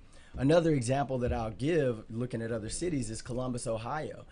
They have, venture capitalists. They have a ton of people to help their research dollars generate jobs directly from their facility. Again, we can be doing that right now, but you need a leader who knows how to do those things. Stephen Jackson. I've always talked about the medical school as being a medical hub, Shreveport being a medical hub. It's an opportunity that I think we have missed. I've written articles about, I think it is our most precious asset that we have right now, immovable asset that we have right now. Sitting in front of me is an email from the LSU Medical School where they've been communicating with LED, and what it says, and I can share this with you, is that local input in every region for prioritization of what tracks were included in opportunity zones were considered.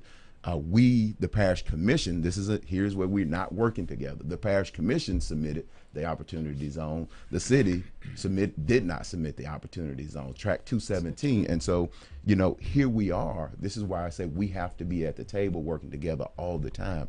We have to be about the business of supporting the medical school, growing medical health, and the hospital. We can't allow either one of those to fail. Baton Rouge wants a medical school. They've already started planning for a medical corridor, and we have to stand up and protect it at all costs. We even have to go to Baton Rouge and get in our legislators' face and say, the equity and disparity that exists between New Orleans and Shreveport cannot exist anymore. Leo Savage. One of our largest, and if not the largest, job opportunities we have right now is the medical field. I mean, look at Willis-Knighton, look at LSU, and that's where most of our jobs are. We have missed the boat on so many things, and you have got to be an aggressive leader. You have got to want it more than anybody. You've got to be willing to fight. You've got to be willing to go to Baton Rouge. You got to be willing to go to Washington. You have to be willing to fight. You are the leader. You're the voice of the city. We have missed out on so much with the opportunities of being that medical hub. We've got to be the medical hub. We've got to be a transportation hub.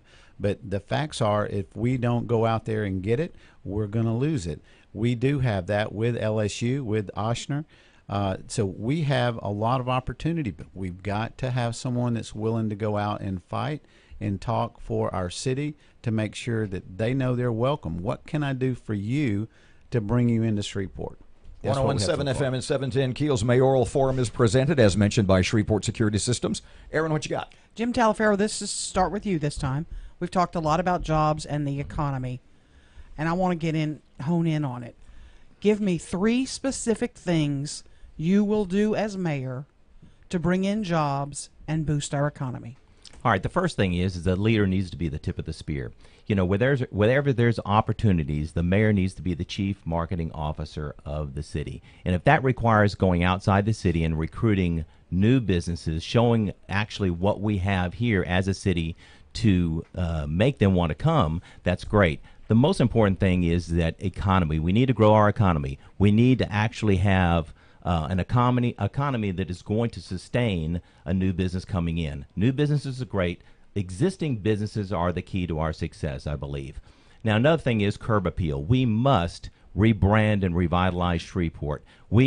Everybody knows you want to sell a house, you have to either paint the house, wash your car, whatever higher price you want to put on the value of that that thing, you have to go out and make sure that you do everything you can to make sure that people want to come here. Safety and security is paramount. Curb appeal is paramount. Cleaning up the trash, making sure our grass is cut. These are the little things, but they attract businesses. Also, millenniums play a big part in attracting new businesses. Adrian Perkins. Jim, I got to quickly correct you because I'm a millennial, so I got to say it's millennial. And how we do it. You're right. No, I'm kidding. I'm kidding. So it's three ways that we do that. Again, I've talked about the infrastructure and how tech is a big part of that. I've also talked about what we need to focus on here locally when I was referencing what we can do with our medical facilities. But the third part is extremely important because it's how you do it. And how you do it is looking at cities like Plano, Texas. Plano has an economic development department of 5 full-time employees. So we need to do a nationwide search for an economic development director, and we need to surround that director with a team of people that can constantly pursue economic opportunities for our city. If you do that, then again, like Plano, Texas, they have more Fortune 500 companies than the state of Louisiana. They grow their own corporations right there at home. So if we actually have a team, we can develop those things right now in Shreveport. But again, we don't have leadership that thinks boldly enough and just looks right outside of our city. We do not need Superman. We have what we already have what we need right here. Stephen Jackson. Well, it's kind of great to hear candidates wrapping around my opportunity agenda. Plano, Texas, and all cities in Texas have a dedicated sales tax for economic development. We don't have resources, and I'm not advocating that we levy a tax. What I'm saying is we have to look at the resources we have, and we have to be able to put them in a place where when companies come, they know what we have to offer. We have to have a team of non-political economic development professionals willing to be out, be on the road, going to those trade shows, going to those manufacturers, managers, trade shows, so they can bring those companies here. But we have to invest in our local economy. We have a water and sewer consent decree where I'm talking to contractors, they're saying local companies cannot get work. And so why are we sending all of our resources back to a contractor in Philadelphia or somewhere else? We have an opportunity to invest in them now so they can scale and stay. We also have to invest in our workforce training.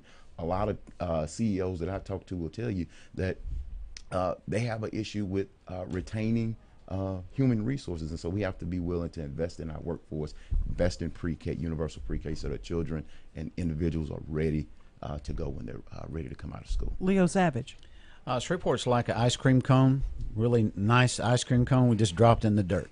We're not going to be able to sell that ice cream cone. What we've got to do is clean up our city. Our trash is everywhere. It's pathetic. Our crime rate is sky high. We can't compare our city to anybody. We have to own our issues right here, right now. We certainly have to address our infrastructure. You know, once we do that, we need an economic development person. It's going to go out. It's going to go, I don't care if it's the U.S. or if it's China or Germany or wherever. We have to have individuals that are going out there trying to get businesses back into Shreveport. You know, you cannot bring them in here now because of what we have. Nobody wants to move here. That's why we're losing so many people.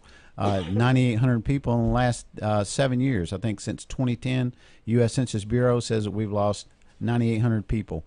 It's terrible. We've got to start fixing our problems and then go out and bring in the manufacturers back. We have that, and that's where we can get our jobs. Mayor Tyler. Thank you so much. And let me first say, before I answer the question, is that, I have the proof that we did submit the Opportunity Zone thing, and I did sit with the Parish Commission parish administrator, and we did discuss what we were going to submit. So I have the facts, and I'm asking people to look at the facts. Number one, we can market our city better, and we're doing that. And I can tell you we have an aggressive economic development person, along with we work with NLEP. We give them dollars to make sure that they work with us. We also work aggressively with LED to make sure that we're marketing our cities, that we're bringing in companies, and companies are coming here. The next thing I want to say is that we have to grow the capacity of the businesses that are here.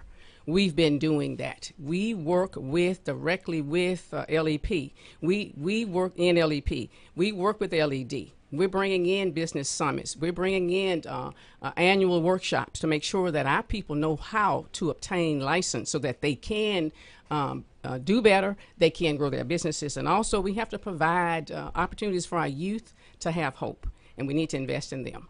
101.7 FM and 710 Keel. Robert J. Wright and Erin McCarty. The Mayoral Forum presented again by Shreveport Security Systems. I think we're starting with Mr. Perkins on this question. Mr. Leo just pointed out, and I think it's a given fact that the tax base is leaving Shreveport. As mayor, how can you be more than, and not only an administrator, but an inspirational leader to people on both sides of the economic coin, i.e., how do you convince the people who are well off to stay, and how do you convince the people who are less well off that there's still hope? I think that this election is big for our city. If you look at most of the people that are going to be mobile and moving around to other cities, you're talking about college graduates and you're talking about younger people that really don't have deep roots in the city. If you have a mayor that is a millennial, someone who's younger, someone who understands those trends, we send a signal out to the United States in November that Shreveport is a young, vibrant city.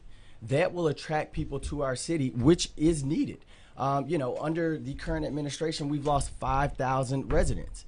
We cannot afford, considering how dependent our economy is on taxing, we cannot afford to continue losing people. We need somebody who's going to go out, show the United States that we are open for business, that we want young people to be coming to our city, and to do that, we need to also develop amenities, like make sure our downtown is robust and make sure our downtown has, various things with entertainment. There isn't a city around the country that you can point to that's growing that doesn't have a fun downtown. Young people want to work downtown, they want to get groceries downtown, they want to play downtown, and we need to have young leadership in our city to show that we're open for business. Stephen Jackson. Thanks. And Erin, I just want to because I have your email, you got the email about the opportunity zones and what the state has said, so something's not right.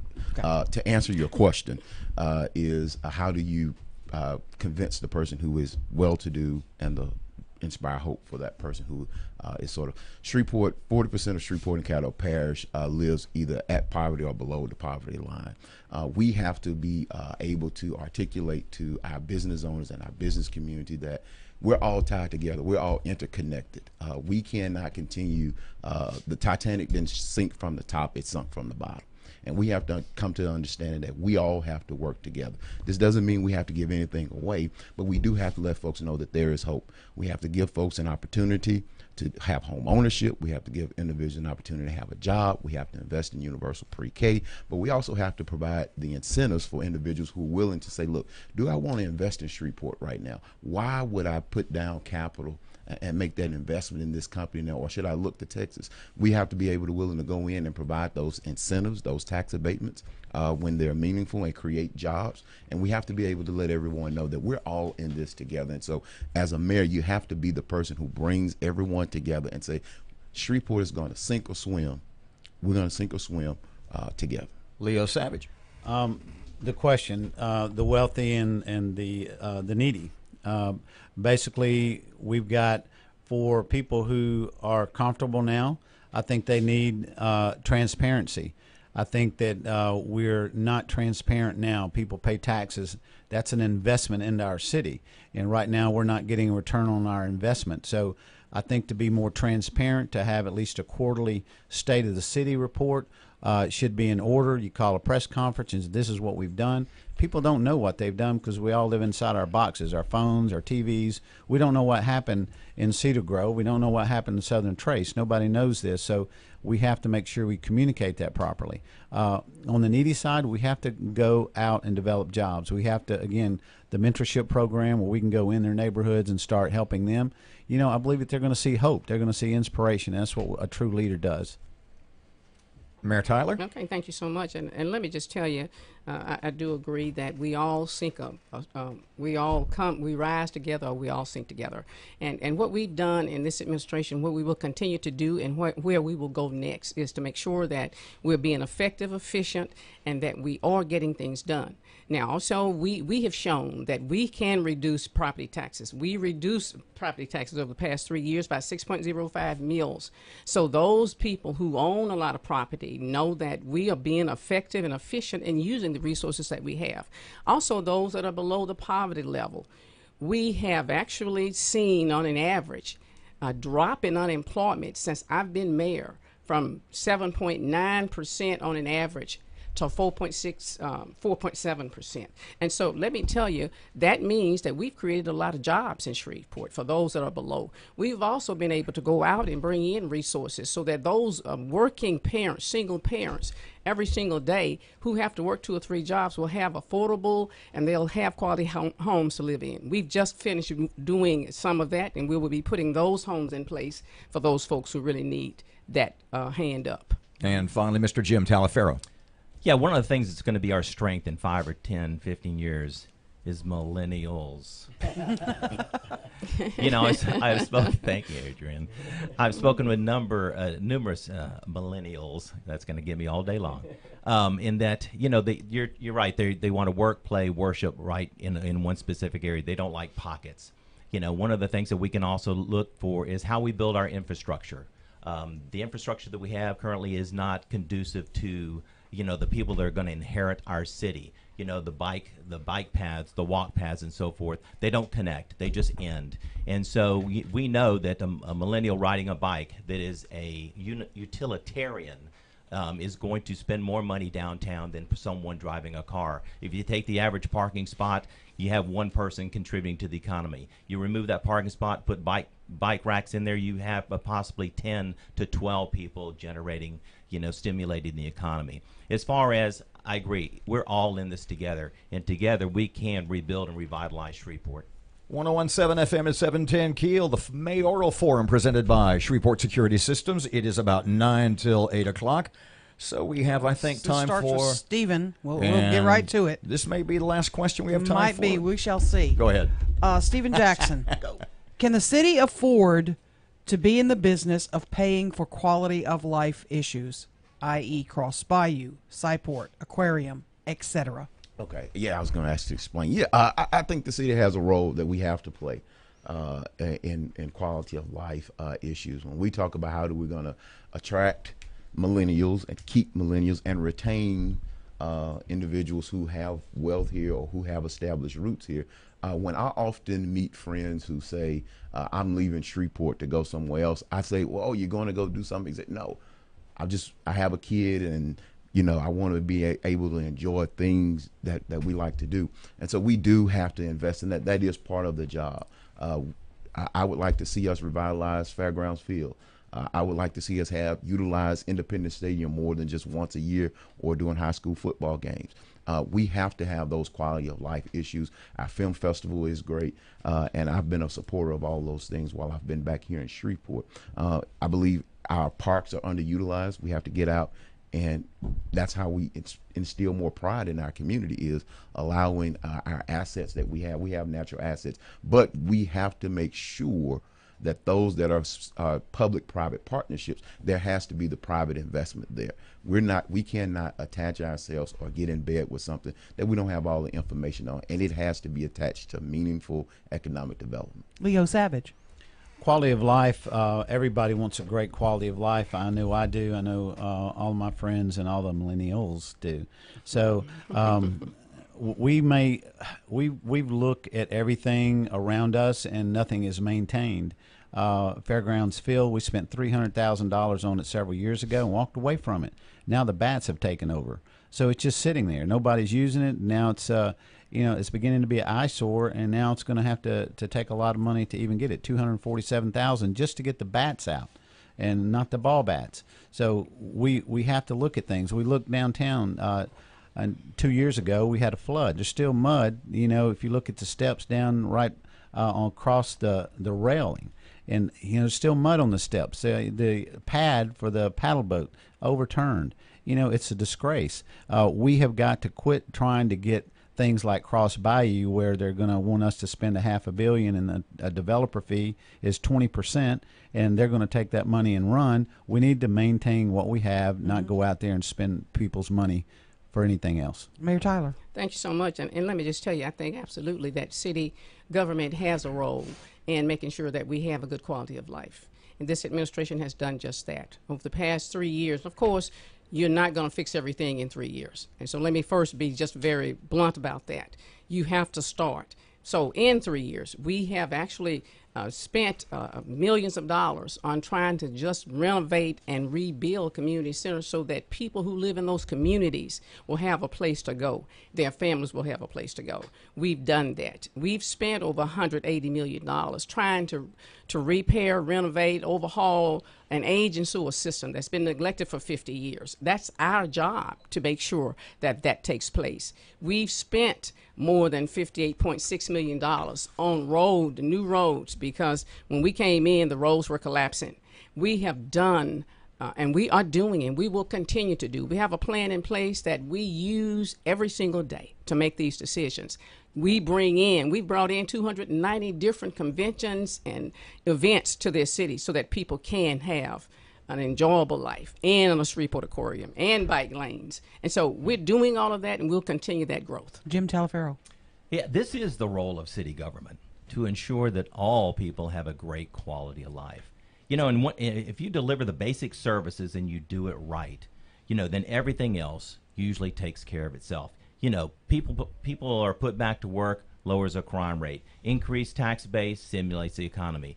It's not rocket science. The point is that these are quality of life issues. And I, as the chief marketing officer, the city leader, cannot look at any other new projects where the city has to invest money when I have people crying and people hurting because of the quality of life issues, whether it's roads, whether it's sewer, whether it's litter. It really doesn't matter. I hear them calling and I hear their crying. So this is the responsibility of city government, is to take care of the basic needs of our citizens that are our employers. They are the employers. We're the employees. Adrian Perkins. Yes, I agree with everybody here. We have to, city government definitely has a role in quality of life in our city. But when you consider, again, our revenue problems with the fact that we were downgraded in our credit rating because, again, economic development, the lack of economic development, and how much we heavily rely on taxing, then we have to be smart with the few dollars that we have to dedicate to that. And being smart, you have to make long-term investments, like I said, about developing downtown to attract people to our city. And when you develop downtown, that just doesn't help downtown. I don't want it to be, think that that's an isolated investment. That investment will grow our city overall because, Jim, millennials actually, once they leave downtown, they have kids. They want them to go to good schools, so they move from downtown. And they'll move out into the neighborhoods of our city. But Shreveport will be growing in the long term. So that's where that quality of life investments come in. You have to be smart with the dollars, and you have to look at other models around the country that are very proof, to this day, what's happening around the country, and that's how we invest in it. I think we're out of time. Are we really? I think we are. 7:57. Ladies, gentlemen, thank you very much. Jim Talaferro, Adrian Perkins, Stephen Jackson, Leo Savage, and Mayor Ollie Tyler, our first mayoral forum. Hope we can set something else for not too far ahead. Thank you for joining us, and we appreciated your time. Thank you for inviting us. 101.7 FM, 710 KEEL. Do we have time for Hannity? Let's hit Sean Hannity on KEEL.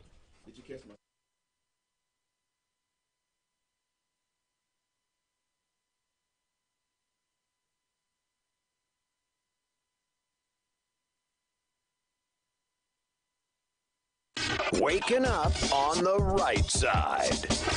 This is the Sean Hannity Morning Minute. 71 shot, 12 dead, and many others fighting for their lives as we speak. This is Chicago this weekend alone. It is devastating. I mean, we had 8 years of this going on under Obama. I know things, thankfully, are recovering for the country economically. We have millions fewer on food stamps. We have 4 million new jobs created.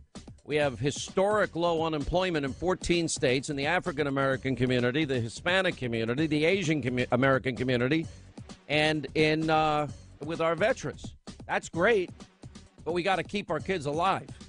You know, all that potential, all that treasure in Chicago, and how has it not been fixed? From coast to coast, from sea to shining sea, it's the Sean Hannity Show.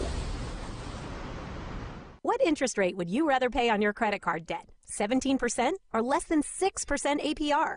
The answer is obvious, Lightstream. Because with Lightstream, you may be able to consolidate credit card debt and dramatically cut your interest rate to as low as 5.89% APR with AutoPay. Plus, radio listeners get an additional rate discount. Just go to lightstream.com/better. With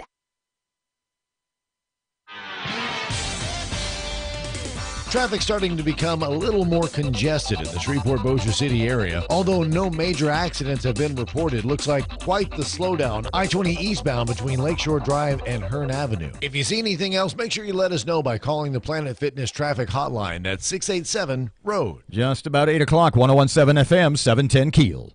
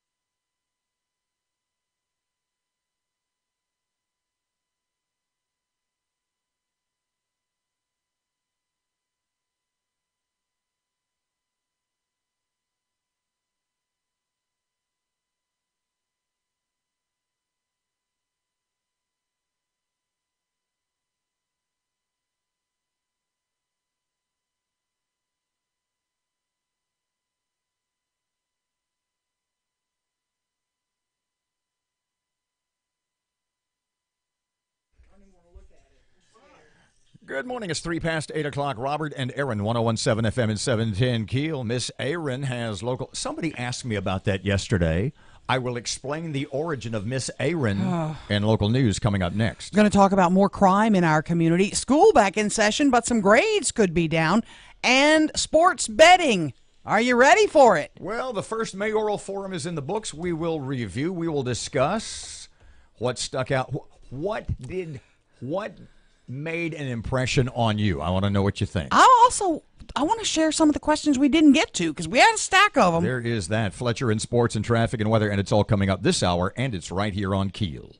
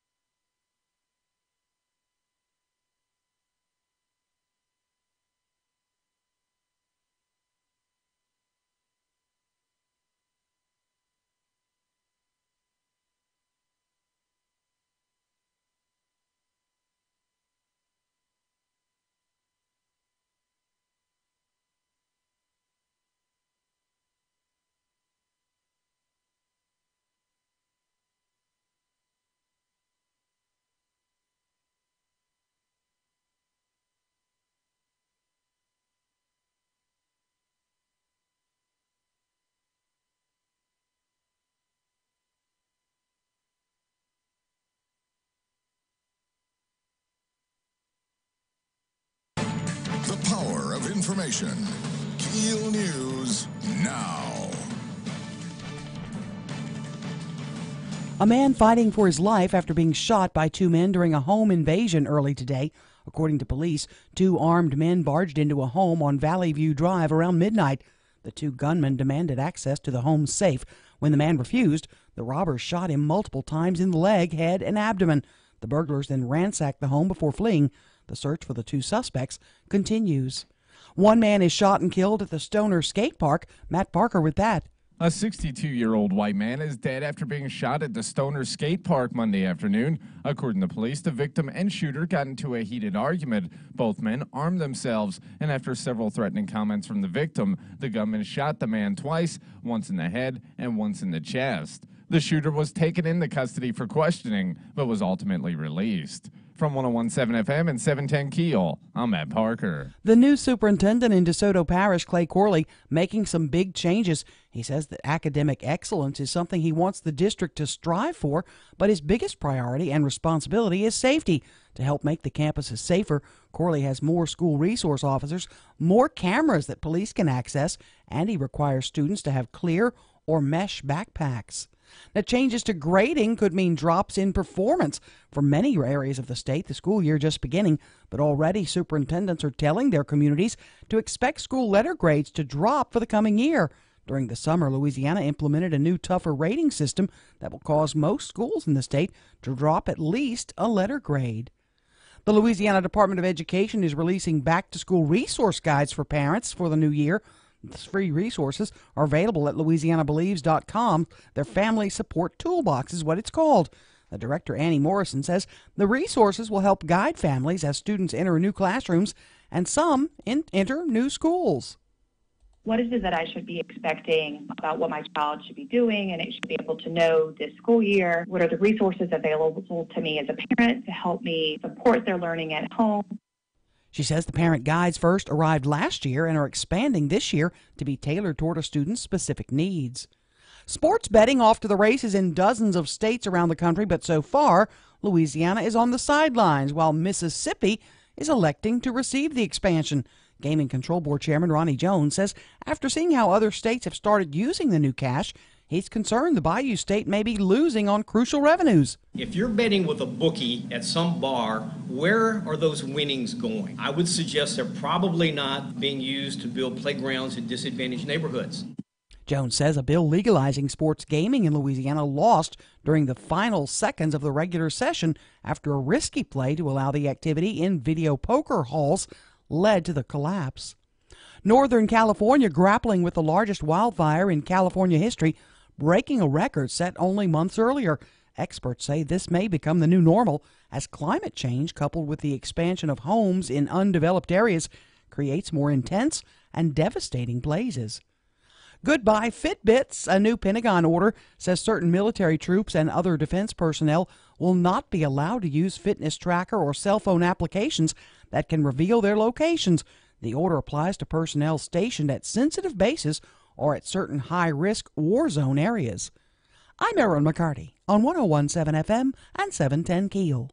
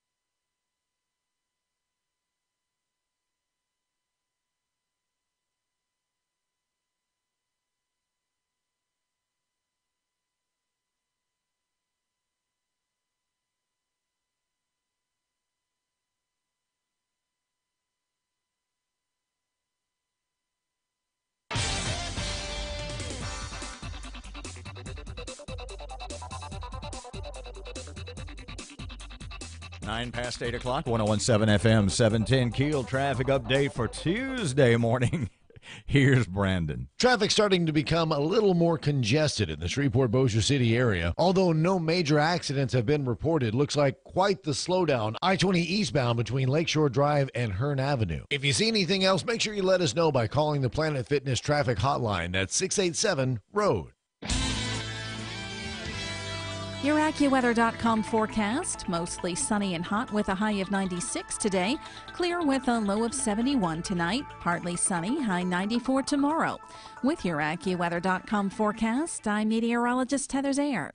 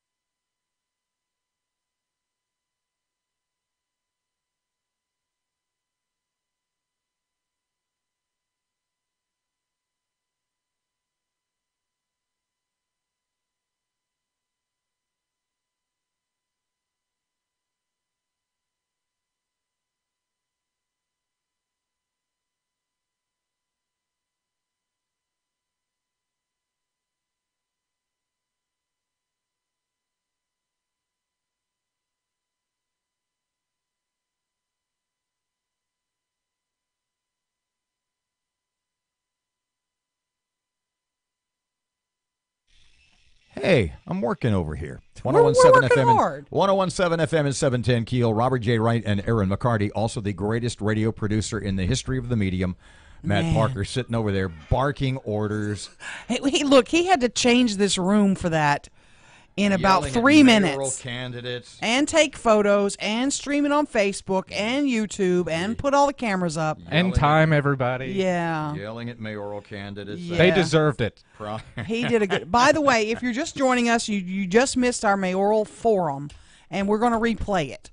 So I've decided we're going to run it again. I've We can't run the entire thing, right? Because of commercial. We have to take we have to make money here, and we took a whole hour commercial free. But except for our partners. Thanks once again to Shreveport Security Systems. We appreciate your assistance. We're going to rerun it tomorrow morning in the 6 o'clock hour. Okay, tomorrow morning early. Yes, tomorrow morning in the early hour. All right. Then Friday morning we'll rerun it in the 8 a.m. hour. And then on Monday morning, with everybody changing, the back to school thing is all changing, so everybody's schedules is going to flip flop. We'll rerun it again Monday morning at 7 a.m. Good gosh. So we can go to Cracker Barrel. We'll just not let Matt sit here. We'll go have some tomato juice. Nothing makes a day like hash brown casserole. So what stuck out in your mind? What? And I'll go first if you want. Yeah, go ahead. And it's not. I will explain. I'll tell you what it was, then I'll explain what I mean. And it's something that Stephen Jackson has said before, And it's something that he repeated this morning and I brought up. Stephen Jackson says, as far as Shreveport's economy, you and I talked on the phone for about 30 minutes last night. Mm-hmm. And basically, my great big picture question was, there's nothing wrong with Shreveport that about $500 million a year can't fix. Sure. And I don't mean for government. What I mean is, that would be great, but we need an influx of about $500 million in capital, in jobs, in salaries, plants, in factories. income. Yeah. I don't know. The point being, we are broke. We need money. Mm-hmm. Because if people have jobs, if the economy is booming, if we had back some of those 20,000 jobs. All those people are buying stuff. That we've lost since, 1985 or 90. The point being, we're kind of tapped out, or we're approaching it. We need to raise a little revenue for people as much as government. And Stephen has said, he said before and he said again this morning, Superman ain't coming. He says that Superman ain't coming. Yeah, that's his pitch. Yeah. So if that's true, and that, let's approach this from the point of view that he's right, i.e., we have to make the best of. We have to promote, we have to develop, and we have to make flourish that which we already have. The medical community. And to be perfectly honest, look, I might not have had an answer for it, and it may have caught some of them a little off guard, i.e., people have been talking for more than 10 years about Shreveport as a medical research hub. We have a medical school. We have they don't like the term charity hospital, but let's say charity hospital. We have Willis-Knighton. We have a huge... The Biomedical Research Center, yeah. We have a huge empty facility over there at Shumpert that is just waiting to be... Shumpert went over to Bossier, for heaven's sake. So the point being, there have been sort of these nebulous or not so nebulous plans on the table to bring the various medical entities in our community together, to maybe set aside their sense of self. And to some degree, I'll stop there. Their sense of self may be for the community good. And to this point, the question is, has there been a leader in the city, or has it been a priority? I don't know. Or are they at such diverse ends that you just can't get them in the same room and get them to agree on a big picture? But I think the Superman that we may be, the Superman that may already be here, is our medical facilities, our medical future. What could be a huge medical hub for the South.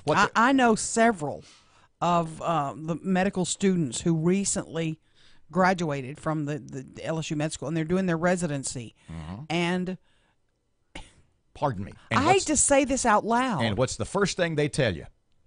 I don't even want to say it out loud. And what's the first thing they tell you? Can't wait till this is over. I'm out of here. I'm going to Florida, California. I'm going to, Chicago. Yep. I'm getting out of here. You've told me that before. Why won't you stay here? Because there's nothing to do here. These are high-paying, wannabe doctors who could stay here. They could go work at hospitals here. They could put out their own shingle. Do doctors put out shingles? In effect. Well, they cure shingles. But anyway, they're not staying. There's no questioning. There's no debating it with them. So does that fall back on what Adrian had to say, Perkins, about millennials? We need to make this town millennial friendly. Matt has said forever. He said it's what have you said? Maybe it's time to try something new. We've been doing that, and I'm not talking now specifically about Adrian as a candidate, but, you repeat what you've said. Well, I've just said, we've done things a certain way if you look back at the history of Shreveport, literally since this city has existed, we've always done things a certain way. Well, the way we think about things is the right way. The hell with everything else. Well, maybe if you really want to change things, maybe it's time to try something new. Yeah. I don't like hearing that from those folks, because if those folks were to stay, that's a young, vibrant, active community that are getting ready to start having babies and, put their kids in our schools and go to all of our events. So back to my original question. Are the medical entities in our community as various And when you talk about Willis Knighton, when you talk about Biomedical Research Foundation or what will become Ochsner, or when you talk about any of the Krista others, Shumpert, yeah. how do you get those to work together to some degree to build the community? Because that's a ton of money, and and as was mentioned a couple of times in our mayoral forum, that is a resource that not only attracts people from around the country but from around the world. Mm-hmm. So maybe that's the Superman that's already here. When we come back, you know what else I want to talk about? Because it was the questions we didn't get to. Oh gosh, so and many. One of them we just didn't have time for it, but it's a pretty important question. 19 past 8 o'clock, 101.7 FM, 710 KEEL. Brandon, traffic update on KEEL. So far, the major roadways in the Shreveport-Bossier City area are moving smoothly, but you can expect a slowdown on Uri between East Kings Highway and Stoner Avenue. If you see anything else, make sure you let us know by calling us on the Planet Fitness traffic hotline. That's 687-ROAD. Your AccuWeather.com forecast. Mostly sunny and hot with a high of 96 today. Clear with a low of 71 tonight. Partly sunny, high 94 tomorrow. With your AccuWeather.com forecast, I'm meteorologist Heather Zayer.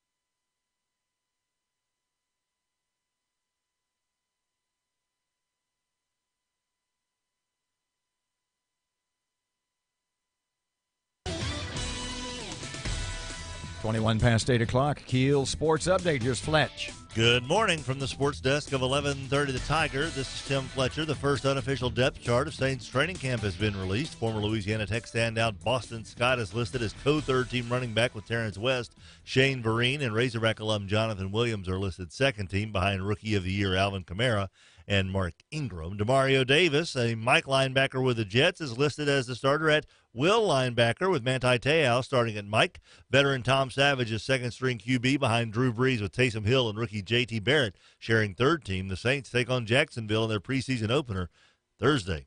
It's a full gear Tuesday for Louisiana Tech and Northwestern State today after a handful of practices in shorts and helmets and shorts and shells. The pads will be popping this morning.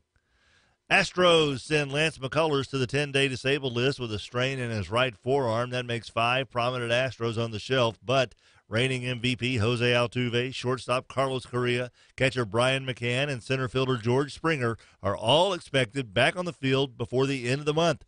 Last night in San Francisco, Marwin Gonzalez hit a 3-run home run with 2 outs in the top of the ninth in a 3-1 Astros win. Roberto Osuna pitched a scoreless 8th inning in his Houston debut and got the win. Also, the Rangers were beaten 4-3 in 12 innings by Seattle in Arlington. From the sports desk of 1130 The Tiger, this is Tim Fletcher.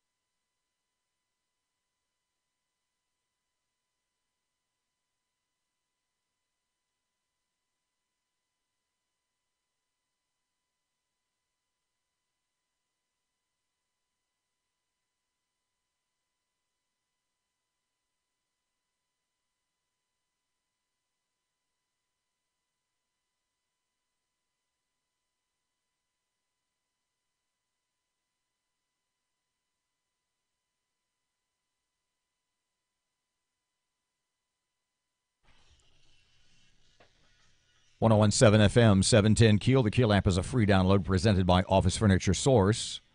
And do me a favor. Yes. When's our last Facebook post on the KEEL Facebook page? I don't know. An hour, maybe? Is it more than an hour? Not more than an hour. Okay. An hour or less.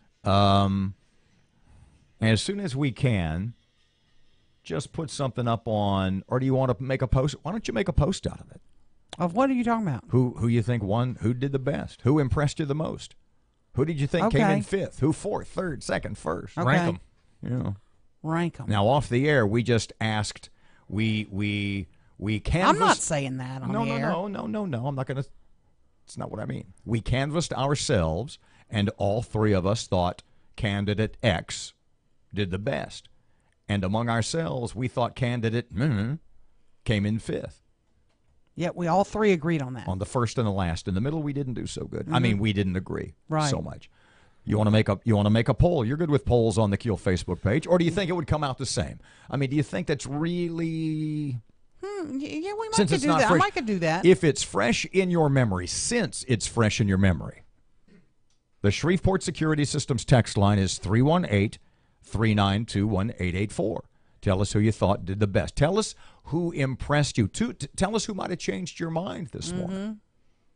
Who you didn't think so much of, but now that you heard them for maybe 15 minutes out of our hour, yeah, who sort of said, I gotta look at that a little.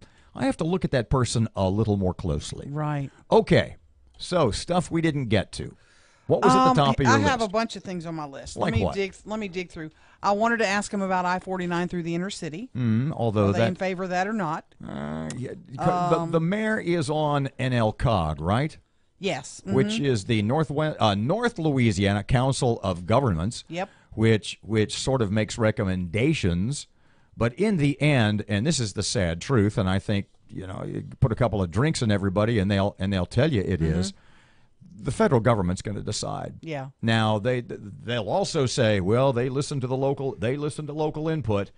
Okay, but at the end of the day, the Department of Transportation and Development. Transportation at the federal government level will make the decision. Right. Nobody with the state, really nobody with local. Along with that, 3132 to the port, you had questions about that you wanted to get to. Yeah, because Shreveport, and a couple of folks, one in particular whose name I shall not mention, brought up the topic of Shreveport as a transportation hub, and that for no other reason than to make traveling through Shreveport much more easy. Neighborhood, the influence, the effect on the neighborhoods aside, but just to expedite travel through Shreveport.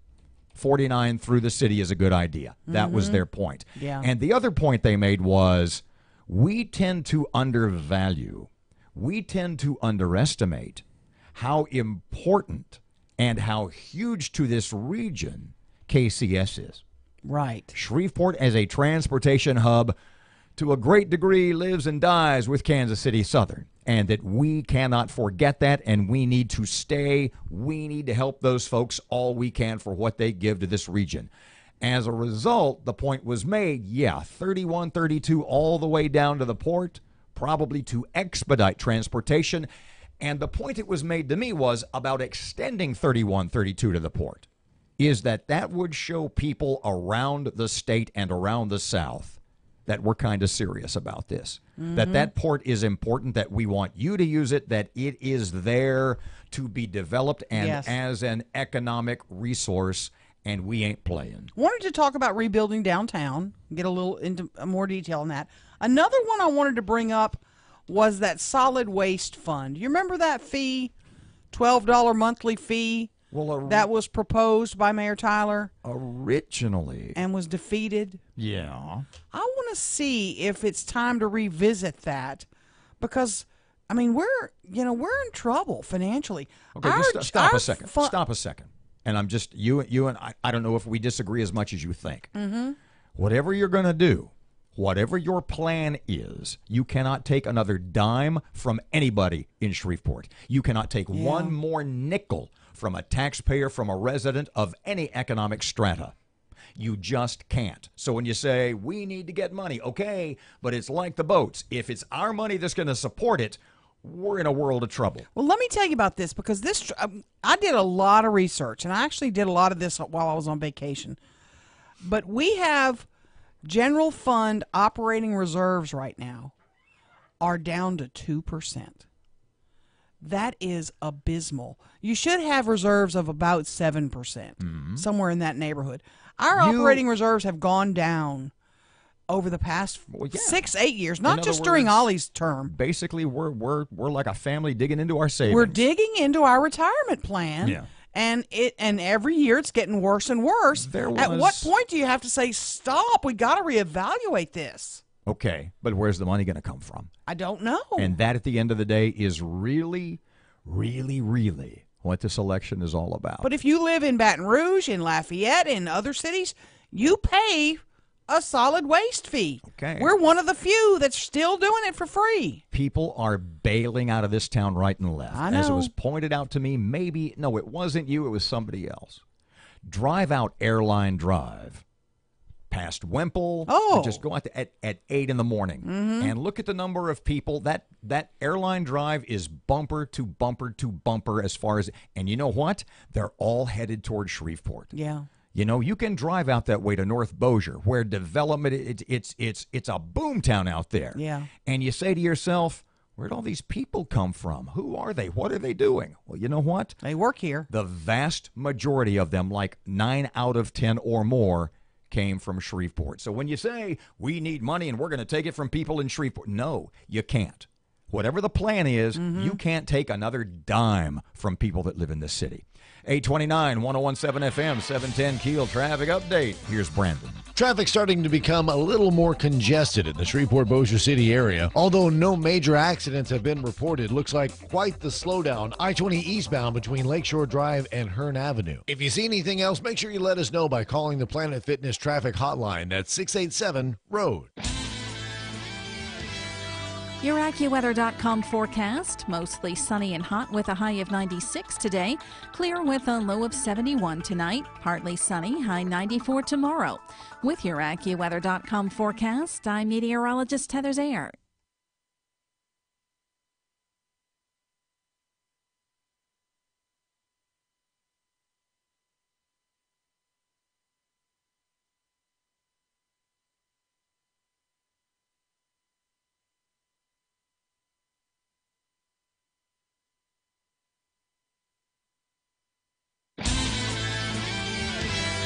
Your AccuWeather.com forecast. Mostly sunny and hot with a high of 96.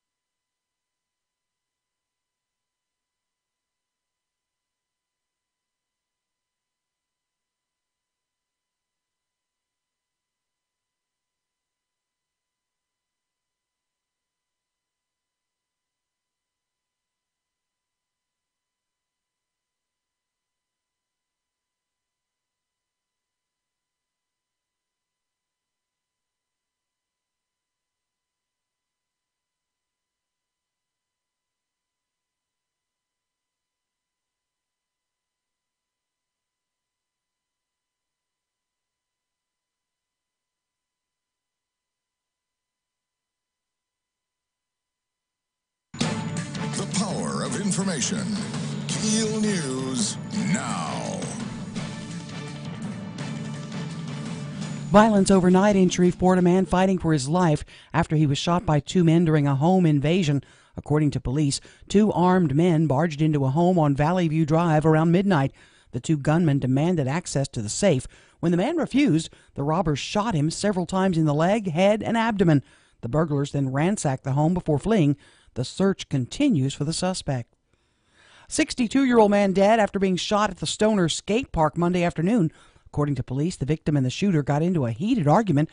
Both men armed themselves, and after getting several comments from the victim, the gunman shot the man twice, once in the head, once in the chest. The shooter was taken into custody for questioning, but was ultimately released.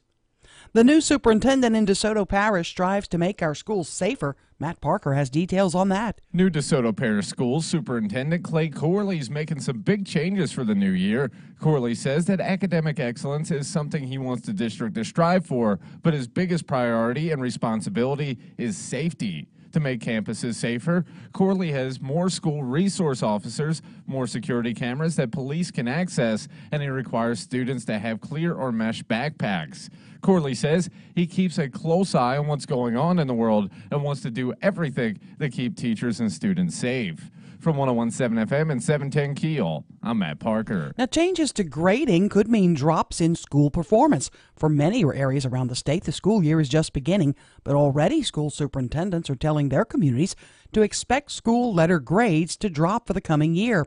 Over the summer, Louisiana implemented a new, tougher rating system that will cause most schools in the state to drop at least a letter grade. The state made changes to the grading system to be more in line with the rest of the country and to put a stronger emphasis on student performance, graduation rates, and economic growth. Governor Edwards taking another trip to D.C. to discuss criminal justice reform with President Trump. Edwards is one of the few prominent Democrats to maintain a working relationship with Mr. Trump. Edwards' communications director, Richard Carbo, says the invite comes a year after statewide reforms led to a promising reduction in prison population. They obviously have a plan to pursue some form of criminal justice reform on the national level. And with Louisiana having been one of the most recent to enact these reforms, just want to get an idea about how we did it. The reforms resulted from a bipartisan legislative effort that included major lawmakers from both sides of the aisle adopting legislation similar to other southern states. Sports betting off to the races in dozens of states, including Mississippi, but Louisiana is not on that list. Gaming Control Board Chairman Ronnie Jones says a bill legalizing sports gaming did not pass during the final seconds of the legislative session. He says he believes a more conservative approach to allowing sports betting may succeed as early as next year, though. I believe that another bill will be introduced next year. I think it's going to happen in Louisiana. I just don't know when it's going to happen in Louisiana. Jones says industry leaders have warned that barring sports betting would make it more difficult for the market to attract big money players and gamblers looking for more amenities. Right-wing conspiracy theorist Alex Jones finding fewer avenues to spread his views these days. Several major tech companies have begun to challenge Jones when it comes to giving him a forum. For example, Facebook has taken down 4 pages belonging to Jones, including 2 featuring his InfoWars show. The social networking site says the pages violate its hate speech and bullying policies. I'm Erin McCarty on 101.7 FM and 710 KEEL.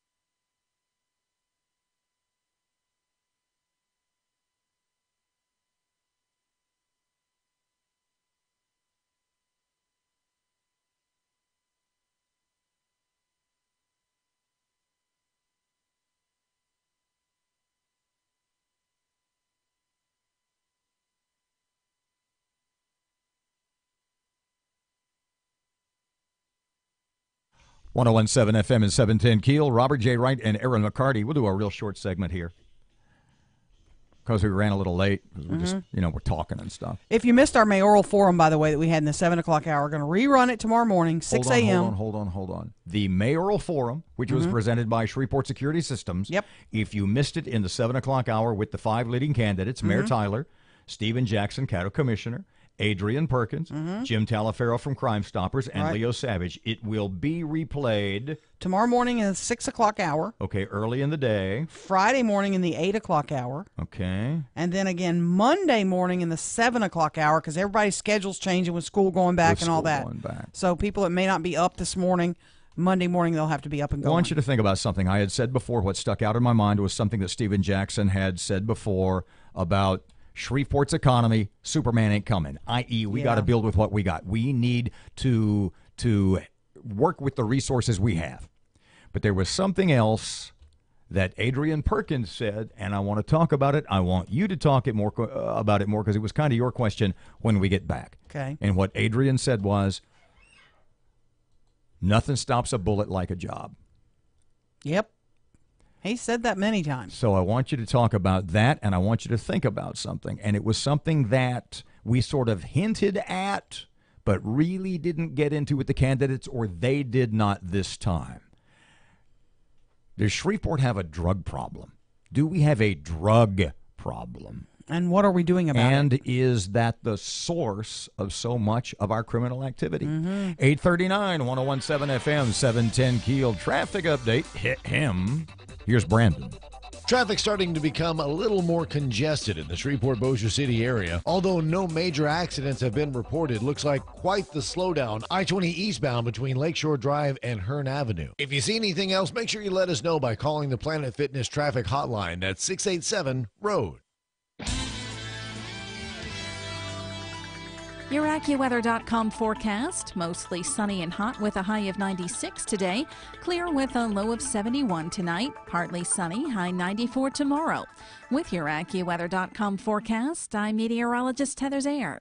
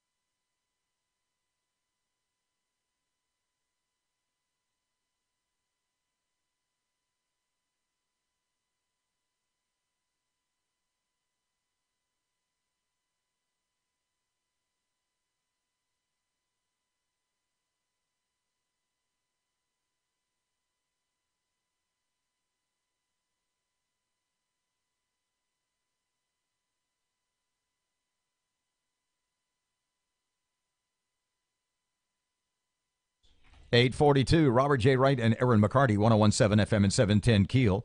If you were here last hour for the mayoral forum, want to know what you think. Who did good? Who did bad? Who surprised you? Who was not on your mayoral election radar that, from what you heard this morning, go, I got to take a second look here? Well, what questions did we miss? I mean, what are something that you would have liked to have us ask? I got most of mine. I mean, it's like I said, to me, it's all that it's just one big question. We need money. We need money. Yeah. We need cash. And I don't mean necessarily to government. That's not what I mean. I mean, we need money. We need an infusion of money into this community. We need to develop what we have in some form or the other. When Jackson says Superman ain't coming, well, in some form or the other, we need to go full board Jed Clampett. We need to strike oil. Whatever oil happens to be. If it's our medical industry, that seems to be, if you're in the medical industry, I guess you're doing okay. I don't know. I hear people come bluntly put. Sure. I hear people in the medical industry complaining about it all the time. Right, exactly. I mean, is it that I mean, the best thing, honest to God, the best thing business-wise that's happened to Shreveport in the last 24 months is a hailstorm. You know? Yeah, that's for sure. God, the best thing, the biggest money maker, that's happened to the Arklatex in the last 2 years is roofs being torn up. And let me say something too. If you listen to our mayoral forum, and perhaps you watched it on our Facebook or YouTube channel, we had the top 5 candidates, and we are going to invite the other candidates as well for them to come in. We physically do not have a room that would have fit all 8. It wasn't that we excluded them for any reason. We don't have room Next to time host. we just do it like a spelling bee, where they'll all sit with a little tag around their neck, and they can come up to the mic one at a time. Yes. And we're going to have them individually in as well. You know what would be interesting to do, and this is so 50s game show, is to keep them all in the room next door and bring them in one at a time To answer the question? and answer the question, so the other 4 or Don't the other hear it. can't hear what the question is. Would you agree to go to that? Not me. Why wouldn't you? No. Why wouldn't you? No, that's so stupid. It would be awesome. No, they would never do that. If you believe in your ideas, and Yeah. What do you care what somebody else? What do you matter? What does it matter to you whether you know what would be interesting is and this is literally what we need to do is because Stephen and Miss Ollie a little back and forth about what was it about the opportunity zones, and to create a format next time where there can be a little banter, where they ask each other questions. What you have to do in that situation is you have to be careful that it doesn't turn on to 4-on-1 against the incumbent. Right. And with that, you have to pre-warn them of that because they need to be prepared to ask the others questions. You need to say, hey, we're going to let you ask. You get 2 questions of pick which one you want. But you know? Honestly, if that were me, I'd go, okay, that's not bad, but I'd just rather talk about me. Yeah, and you know what? If I had to come out of this and tell you what did I think of today, the professional decorum is what I take from it. They're not going after her hardcore like you would anticipate. They're not. I mean, they're making their little jabs, and Stephen made a little jab or two, but they're not going after her like. I mean, I would have pulled up. You haven't seen the first polls yet, so no, you haven't. But I'd have pulled up some of the budget stuff and the budget numbers, and you know, if I'm running against her, and you got an operating reserve of 2%, honestly, and Moody's downgraded your bond rating last year, I'd be going after that stuff. But were those answers really in the questions we asked? Or would you have said, come on, you're a politician. You twist it around. You get to it. The train takes a Y instead of a V or whatever you call it. I don't know. Because you know there's nothing like the power of the V. Okay, so what do we do next time? You're such a kid. Why don't you just You're keep... such a teenager. Why don't you just not respond? Why don't you just keep Well, going? Matt's over here laughing with his hand over his Hey, mouth. my mic is off. Nobody knew that other than you. So what did we miss? Should we have brought up, and who did we ask about this? And they said, no, not, who was it that I said, is Shreveport that drug hub?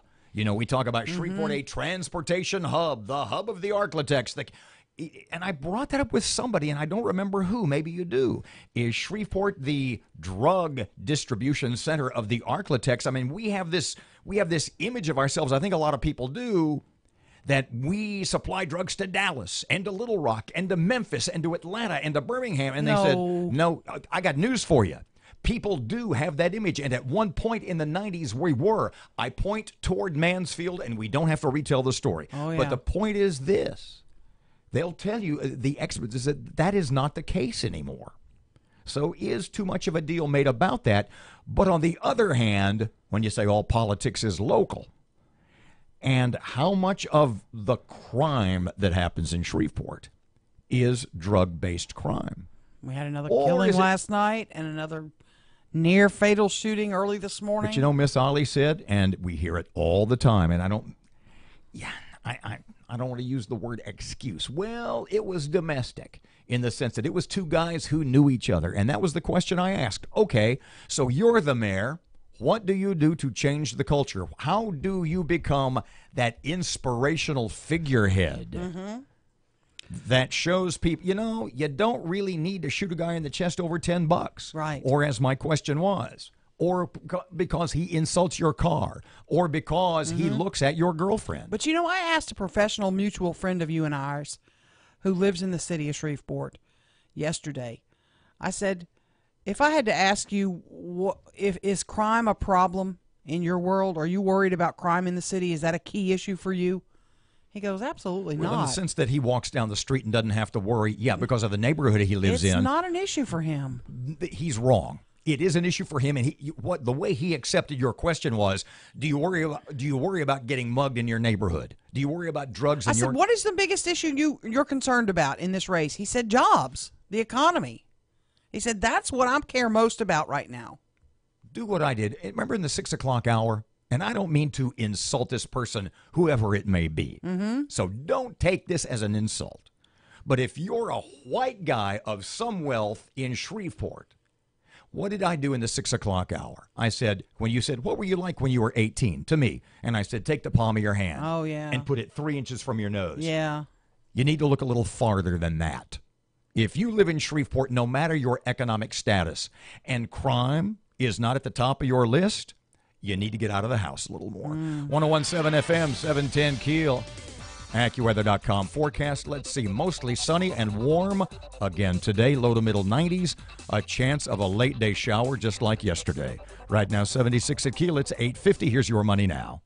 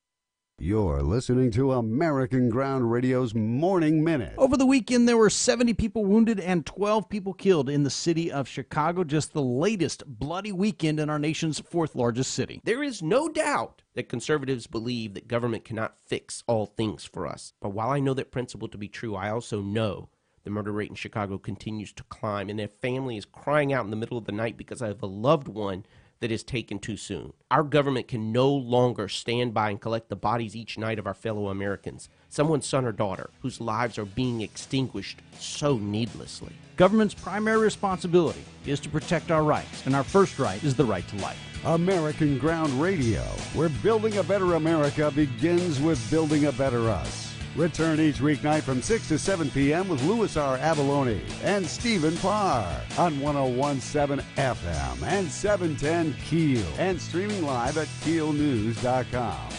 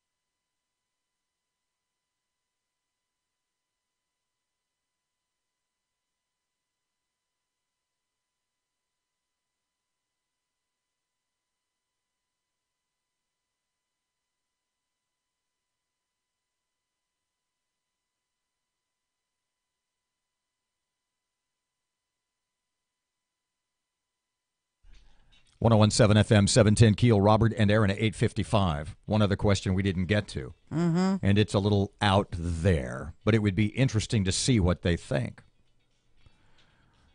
How many times have we heard specifically from former Mayor Glover, even to this day in reference to University Health Hospital and the medical school, that the question would be, I'm trying to phrase it in my mind on the fly here, do you think there is a political and or business plot, a conspiracy in South Louisiana to shut down North Louisiana, specifically Northwest Louisiana? No, I hope not. No, I'm not. Do you think that's a valid question to ask a mayoral candidate? Because that's something, like I said, that's something Cedric's been on for a long time. And it starts with the hospital and the medical school and 32 cents on the dollar compared to New Orleans. And in Cedric's mind, and there's some degree, I mean, it look, and that is all still up in the air. What's going to happen with that? I mean, Cedric's not going to give up, I want an audit of those hospitals. Yeah. He's not going to let that go. I want to see where the money goes. I want to see why Shreveport gets 32 cents on the dollar compared to New Orleans. Right. You're right. And his fallback position, and he can certainly articulate it far better than I, is that in his mind, makes it sound like he's making it up, and I don't think so, that there is a conspiracy in South Louisiana by politicians and business people to shut Shreveport down. We want the medical school. We want that hospital. You know, you've got a lot of, and nobody, I've told you the story before. A couple of years ago, I'm in New Orleans, and I go into, I don't remember where it was, and the young lady says, "Where are you from?" And I said, "Shreveport." And she looks at me, and the look she gave me was that look, you may as well be from Kansas. You may as well be from California. You may as well be from Montana. Wow. You're not really from Louisiana. Yeah. Ooh, we got to go. We can talk about this more tomorrow morning. Back tomorrow morning, 6 till 9. Robert and Erin, 1017 FM, 710 Keel. Here's Kim Commando. There's no question that Mark Zuckerberg's popularity plummeted after his embarrassing appearance before Congress last April. But now he's back, and both he and Facebook are coming for your bank account. Kim Commando with your Tuesday Consumer Tech Update. This is almost unbelievable. Facebook has been quietly talking with some of the biggest banks, Wells Fargo, JP Morgan Chase, Citibank, and others, trying to convince them to trust Facebook with detailed financial data on tens of millions of Americans. Never mind that just 6 short months ago, we learned that Facebook turned over the private data on 87 million users in the Cambridge Analytica fiasco. Several government investigations are still open. Facebook says that they want their users to be able to check bank account balances through Facebook Messenger. Of course, that would give Facebook access to your account transactions too. But don't worry, this time, Facebook promises to be careful. I'm Kim Commando. Here's some exciting news. As a company, SimpliSafe is now valued at $1 billion. Not only that, more than 2 million homes are now protected with an incredible SimpliSafe system. SimpliSafe is comprehensive protection for your home with round-the-clock professional monitoring that will bring the police anytime there's even the slightest hint of a problem. And SimpliSafe is built for the unexpected. It's loaded with safeguards that keep your system working even during the power and Wi-Fi outages. Even if a burglar smashes your keypad, the police will still be on their way. And the system is so easy to use. It's incredibly intuitive. It takes only minutes to set up in your home. Order your SimpliSafe system now. As a listener of the Kim Commando Show, you get free shipping and free returns. Visit simplysafekim.com. simplysafekim.com to protect your home with SimpliSafe today. That's simplysafekim.com. A few accidents in the area are starting to slow traffic down. Watch out for congestion on the Fant Parkway Service Road in Caribbean Cove, where an accident is slowing things down there. Also at I-20 in Hearn and at Professional Drive and Sugarland Drive. If you see anything else, make sure you let us know by calling us on the Planet Fitness Traffic Hotline. That's 687-ROAD. Good morning. It's 8:59, 1017 FM, 710 Keel. Here's your AccuWeather.com forecast. Kind of sunny, at least early in the day, and hot, low to middle 90s. Chance of a storm late in the day today. It's 75. Breaking news and trending talk. This is 1017 FM and 710 Keel. KEEL, Shreveport.